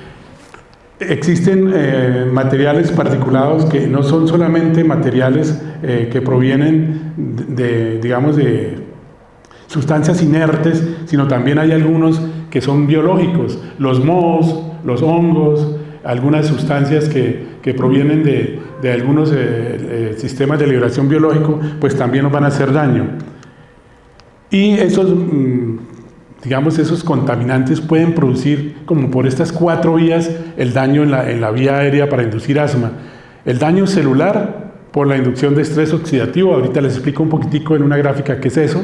La remodelación de la pared de la vía aérea, mis antecesores han hablado mucho de los bronquios, que los bronquios son unos músculos que tienen una superficie interna que se llama la mucosa, y en esa mucosa hay un epitelio, y ese epitelio es el que se remodela con la acción de estos contaminantes, y esa remodelación, si uno no la controla mediante algunos medicamentos y mediante algunas acciones preventivas, es la que va a hacer daño y la que va a hacer que el asma sea más inmanejable y más difícil de controlar. Cuando ya hay remodelación de la vía aérea, el pronóstico del asmático es mucho más difícil. Por eso es que hay que hacer intervenciones oportunas, como ya mencionaba la doctora Cano, por ejemplo, con medicamentos antiinflamatorios, sabiendo que el principal mecanismo es la inflamación de la vía aérea. Si nosotros intervenimos sobre esa inflamación producida por muchos de estos contaminantes, vamos a lograr entonces que no haya tanta lesión, que no haya remodelación de la vía aérea, y posiblemente el paciente asmático va a tener un mejor pronóstico. El aumento de la sensibilización a aeroalergenos y las vías inflamatorias y los efectos inmunológicos que se pueden producir desencadenados por los factores ambientales. Y esta es una gráfica, pues, que yo les decía que la voy a hacer sencilla. Aquí lo que quiere decir PM es material particulado, no policía militar. Aquí DEP son los derivados del diésel, y ellos intervienen indirecta o indirectamente sobre una serie de células que nosotros tenemos en nuestro organismo. Por ejemplo, lo que se llaman los linfocitos TH2 y los TH1, los TH17 y los TH33. Entonces, los pólenes también, por ejemplo, las endotoxinas producidas, estos son biológicos y estos son materiales inertes, como lo dije anteriormente. Entonces, lo que suele pasar en el asma es que existe un desequilibrio entre el sistema de los linfocitos H1, TH1 y los TH2.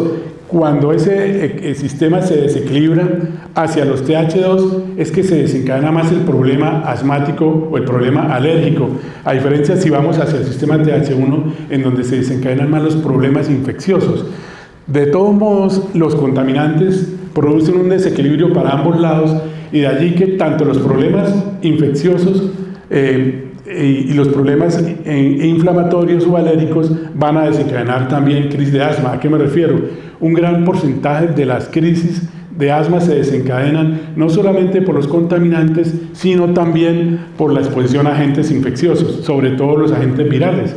Entonces, por eso es que también se hace propaganda y no en vano para vacunarse contra muchos de los virus respiratorios, especialmente contra influenza virus, o para algunas bacterias como por ejemplo el neumococo, o para niños pequeños influenza, hemófilis influenza, y otra serie de agentes que están incluidos en las vacunas, la toferina, etcétera, para disminuir esa carga de infecciones.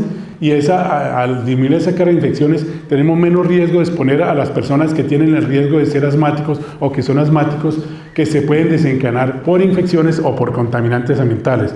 Esta diapositiva era necesaria por eso. No les voy a decir qué hace cada uno de estos sistemas. De hecho, quité antes de la charla un poco de diapositivas que nos hablaban un poquito más de qué sustancias están incluidas o qué mecanismos que se llaman interleuquinas, endotoxinas y una serie de mecanismos que hacen que se produzca más la alergia o la inflamación de la vía aérea cuando se exponen a los contaminantes ambientales. Aquí simplemente lo que quiere decir es que estas sustancias llegan al epitelio. Recuerden que el epitelio respiratorio son como unas escobitas que se llaman cilias.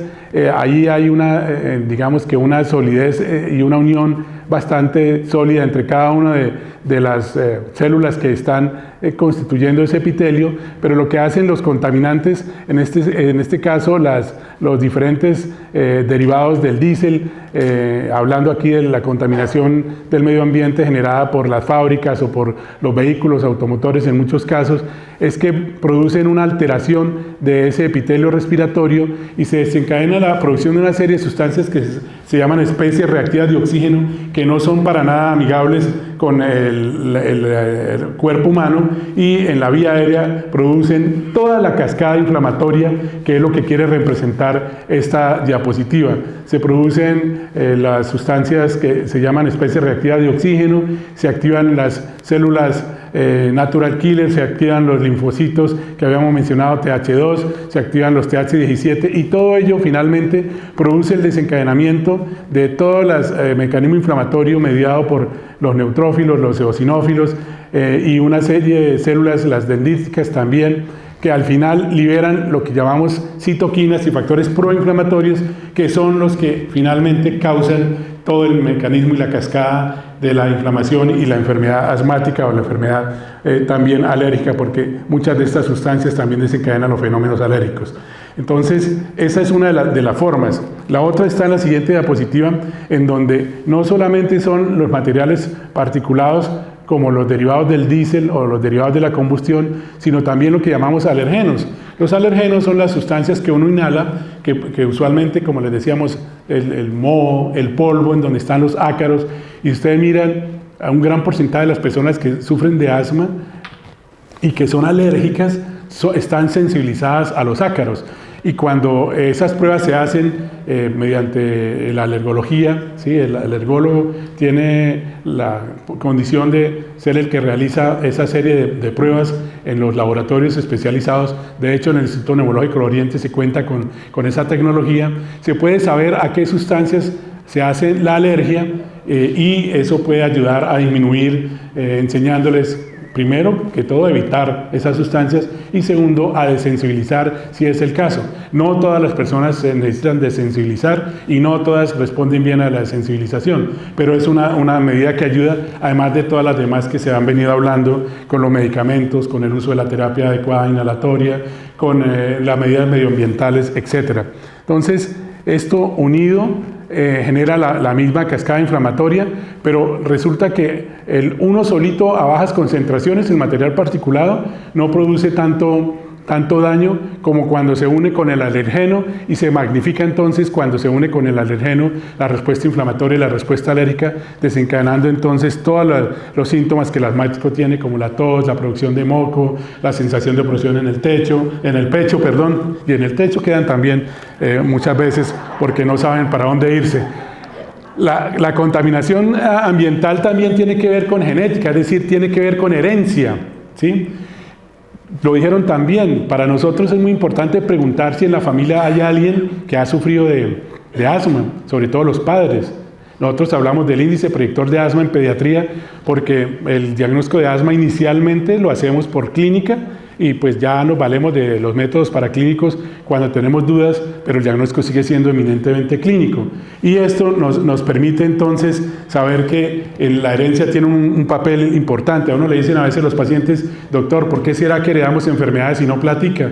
Pues vaya a ver uno por qué será el azar, pero resulta que aquí es muy importante que lo tengamos en cuenta. Y peor aún, la epigenética, es un término, pues lo voy a decir en palabras sencillas para que lo entiendan.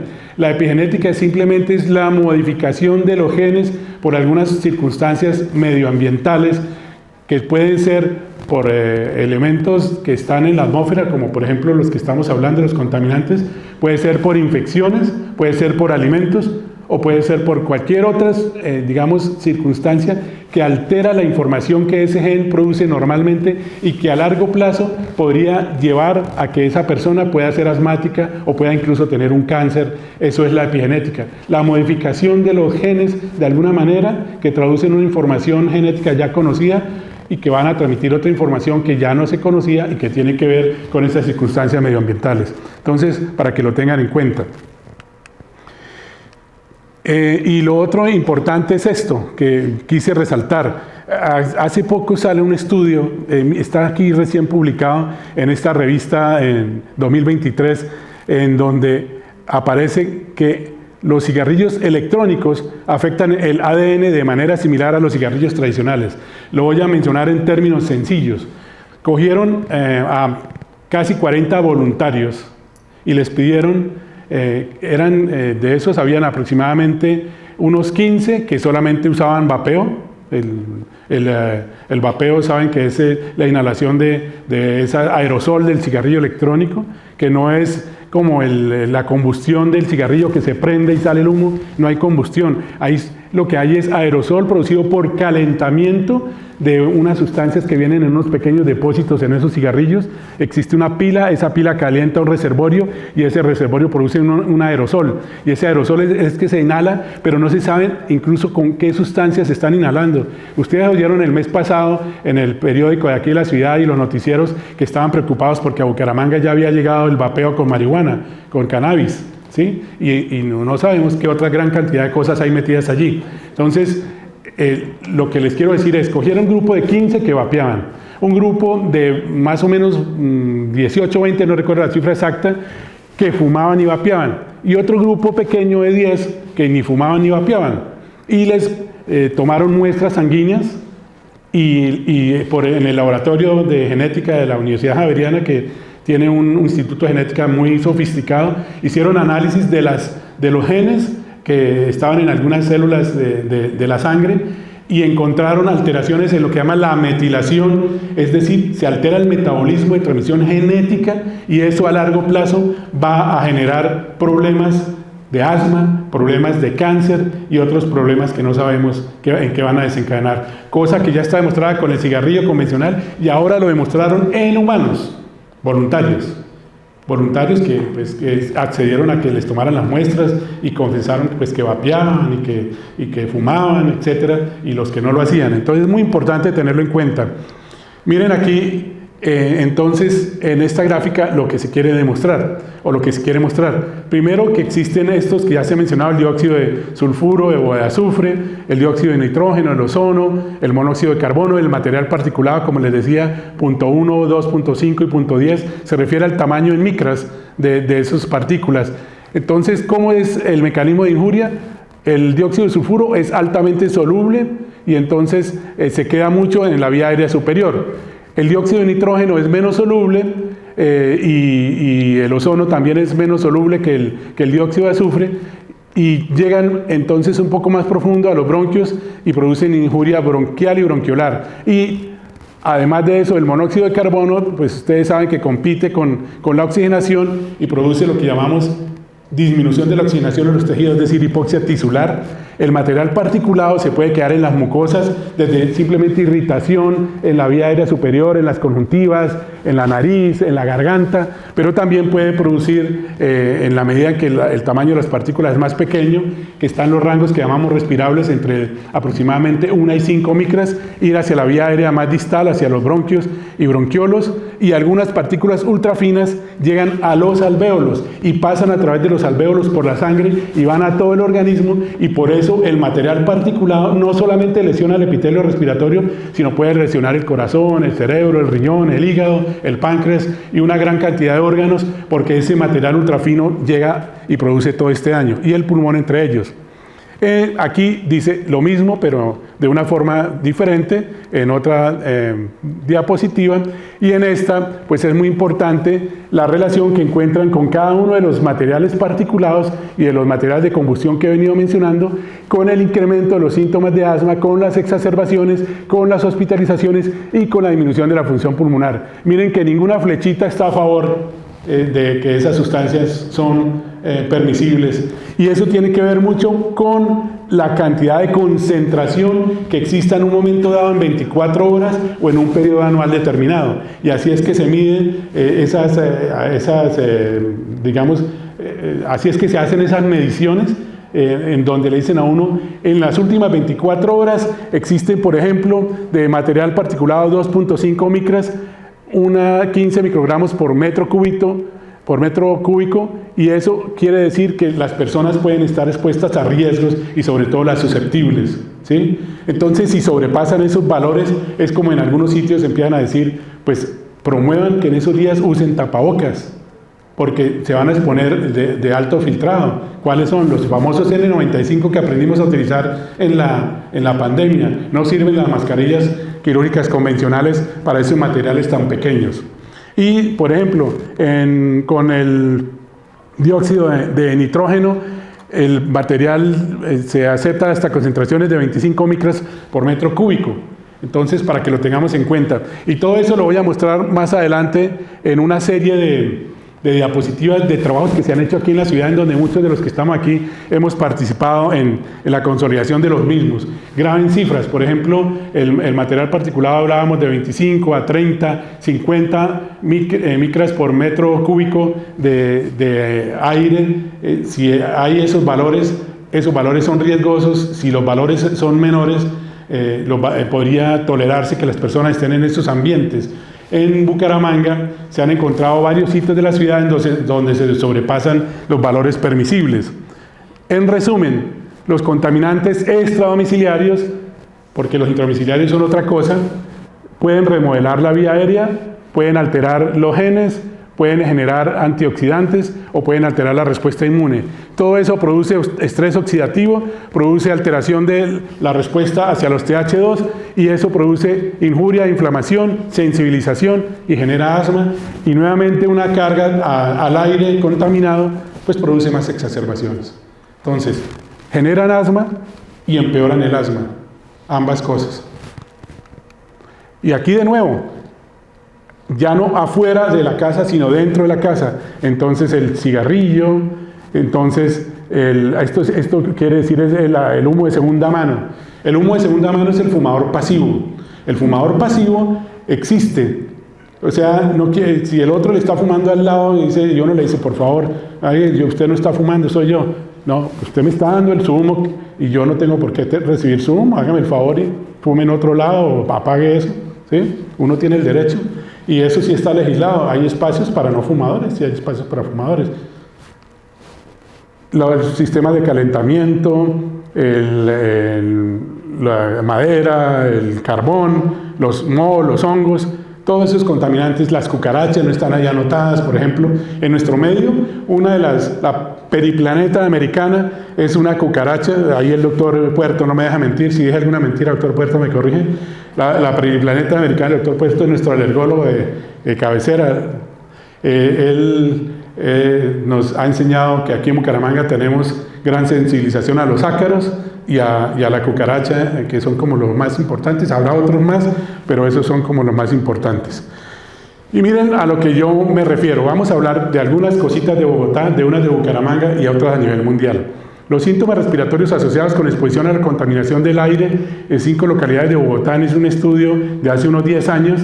Entonces, la tos se presentó con mayor frecuencia en los niños más expuestos a esos contaminantes. La sibilancia, es decir, el silbido que se produce por la estrechez de la vía aérea, se asoció con exposición a material particulado, con la presencia de fábricas en la vivienda y tuvo que ver más con a menor edad les iba peor, o en las edades extremas, a los adultos mayores también les iba peor. Y la proporción de riesgo atribuible a la exposición o contaminación del aire fluctuó entre 37 y 10% de sintomatología. Y miren datos de Bucaramanga, hechos aquí, miren, aquí está la doctora Olivia, está el doctor Fabio Bolívar, estoy yo y estábamos todo el equipo, algunos de la Corporación de la Defensa de Meseta de Bucaramanga. Esto no es tan nuevo, no quiere decir que nosotros seamos viejos, sino que los estudios son viejos. Lo que quiere decir, lo que se demostró aquí es el uso de cigarrillos y aerosoles fueron las fuentes de contaminación más frecuentes dentro de las viviendas en esa época. Faltaría medir otra vez ahorita. Bueno, con el tiempo se ha venido demostrando que es lo mismo. Lo otro importante aquí, es posible que en Bucaramanga los factores de contaminación dentro de la casa tengan un problema mayor que los de fuera de la casa, porque se cogieron 2 regiones de la ciudad en donde en una zona había alta contaminación extradomiciliaria y en otra había baja contaminación extradomiciliaria y no se encontraron diferencias significativas, al menos con algunos valores límites, pero cuando se midieron las concentraciones y ya se vio que por arriba de 60 micras de material particulado por metro cúbico, el problema sí se hacía evidente.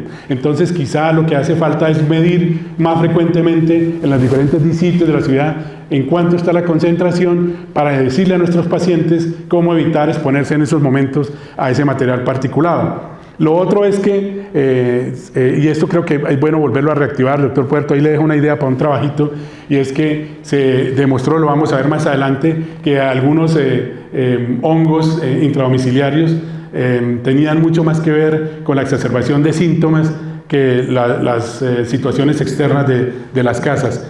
Esto es en la misma línea de ese trabajo, y aquí fue donde se demostró lo que les decía, el material particulado por arriba de 60 micras, ¿sí?, por metro cúbico tenía mucha más importancia que los materiales particulados menores de esa concentración en la producción de síntomas. Eso está publicado en una revista brasileña.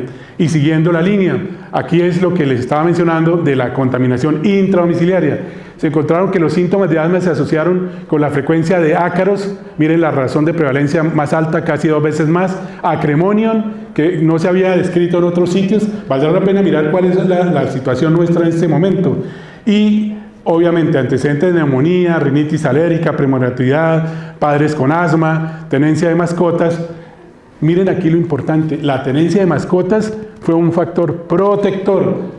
Fue un factor protector. Eso generó, cuando salió esa publicación, ¿cómo así? Entonces ahora sí podemos tener gatico y perrito. Pues sí, en algunas condiciones se puede tener gatico y perrito, en muchas condiciones se puede tener gatico y perrito. Es más, le va mucho mejor desde el punto de vista emocional y de integración de familia, cuando tiene una mascota y tienen asma, pues si ellos no son sensibles a esos animalitos, ¿por qué vamos a privarlos de esa dicha de tener una mascota a los que les gustan las mascotas?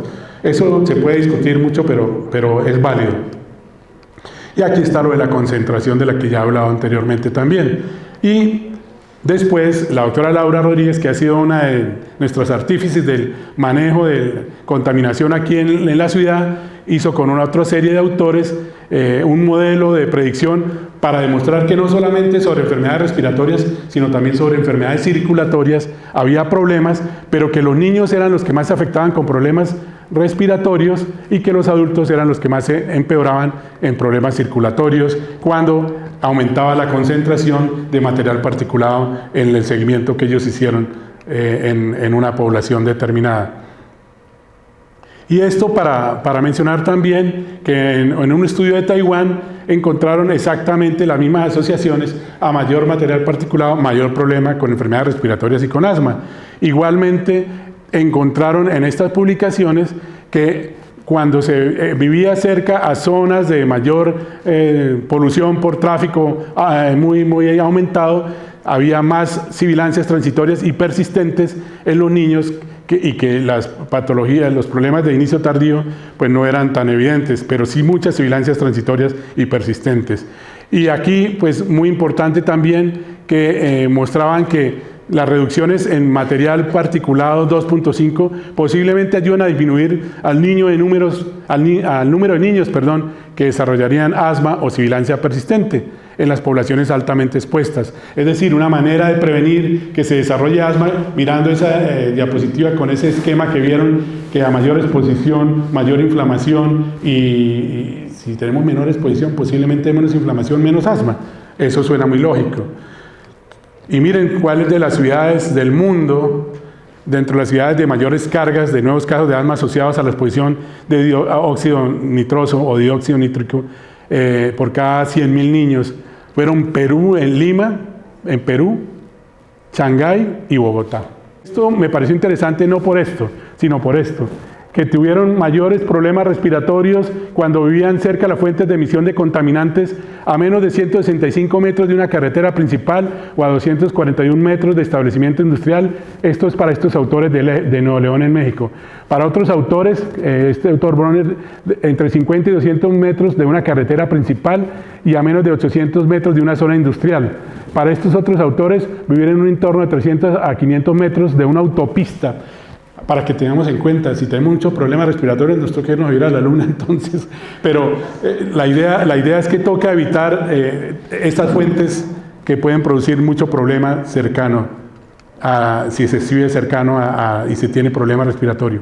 Entonces, sale una serie de recomendaciones para disminuir las contaminantes, las mascarillas, utilizar transporte público, transporte motorizado activo, rutas de viaje que minimicen la exposición a la contaminación del aire, sistemas de filtración, evite mantener el motor en ralentí, ejercicio al aire libre y medir con frecuencia la calidad del aire local, de tal manera que eso nos indique posiblemente cómo evitar esas exposiciones. Combustibles limpios, purificadores de aire, mejorar la ventilación, tener siempre un plan de tratamiento para el paciente asmático, las medidas de prevención de enfermedades respiratorias, las medidas de control de cambio climático, sembrar más árboles, importantísimo, está escrito, y medidas para manejo de ácaros, cucarachas, mascotas, humedad, contaminación fuera de la casa. Leyes sí hay muchísimas, las voy a leer todas, no mentiras, sigamos. Esta es la más importante de nuestro medio, porque por allá ya sentí pitar algo que creo que me dicen que acabe.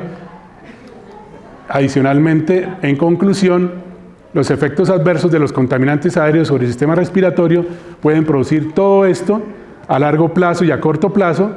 Ya lo he mencionado, luego no lo voy a volver a repetir. Y me gustó mucho esta diapositiva para finalizar, y es que todo esto, vehículos, fábricas, combustión, cigarrillo, producen asma. Se pueden aumentar los síntomas con todo esto también, se pueden exacerbar las crisis de asma, se pueden aumentar las hospitalizaciones, se disminuye la función pulmonar, se produce incapacidad respiratoria, se aumenta la necesidad de uso de medicamentos, por lo tanto se aumentan los costos en los servicios de salud y se altera la calidad de vida del paciente asmático. Y entonces, algunas frases célebres, así como el doctor Alain mencionó algunas, me gustó esta: la contaminación ambiental es una enfermedad incurable, solo puede ser prevenida. El amor está en el aire, pero el aire está altamente contaminado. Hay tanta contaminación en el aire que si no fuese por nuestros pulmones, no habría lugar para colocarla. Terrible. Y la contaminación nunca debería ser el precio de la prosperidad. Muchas gracias.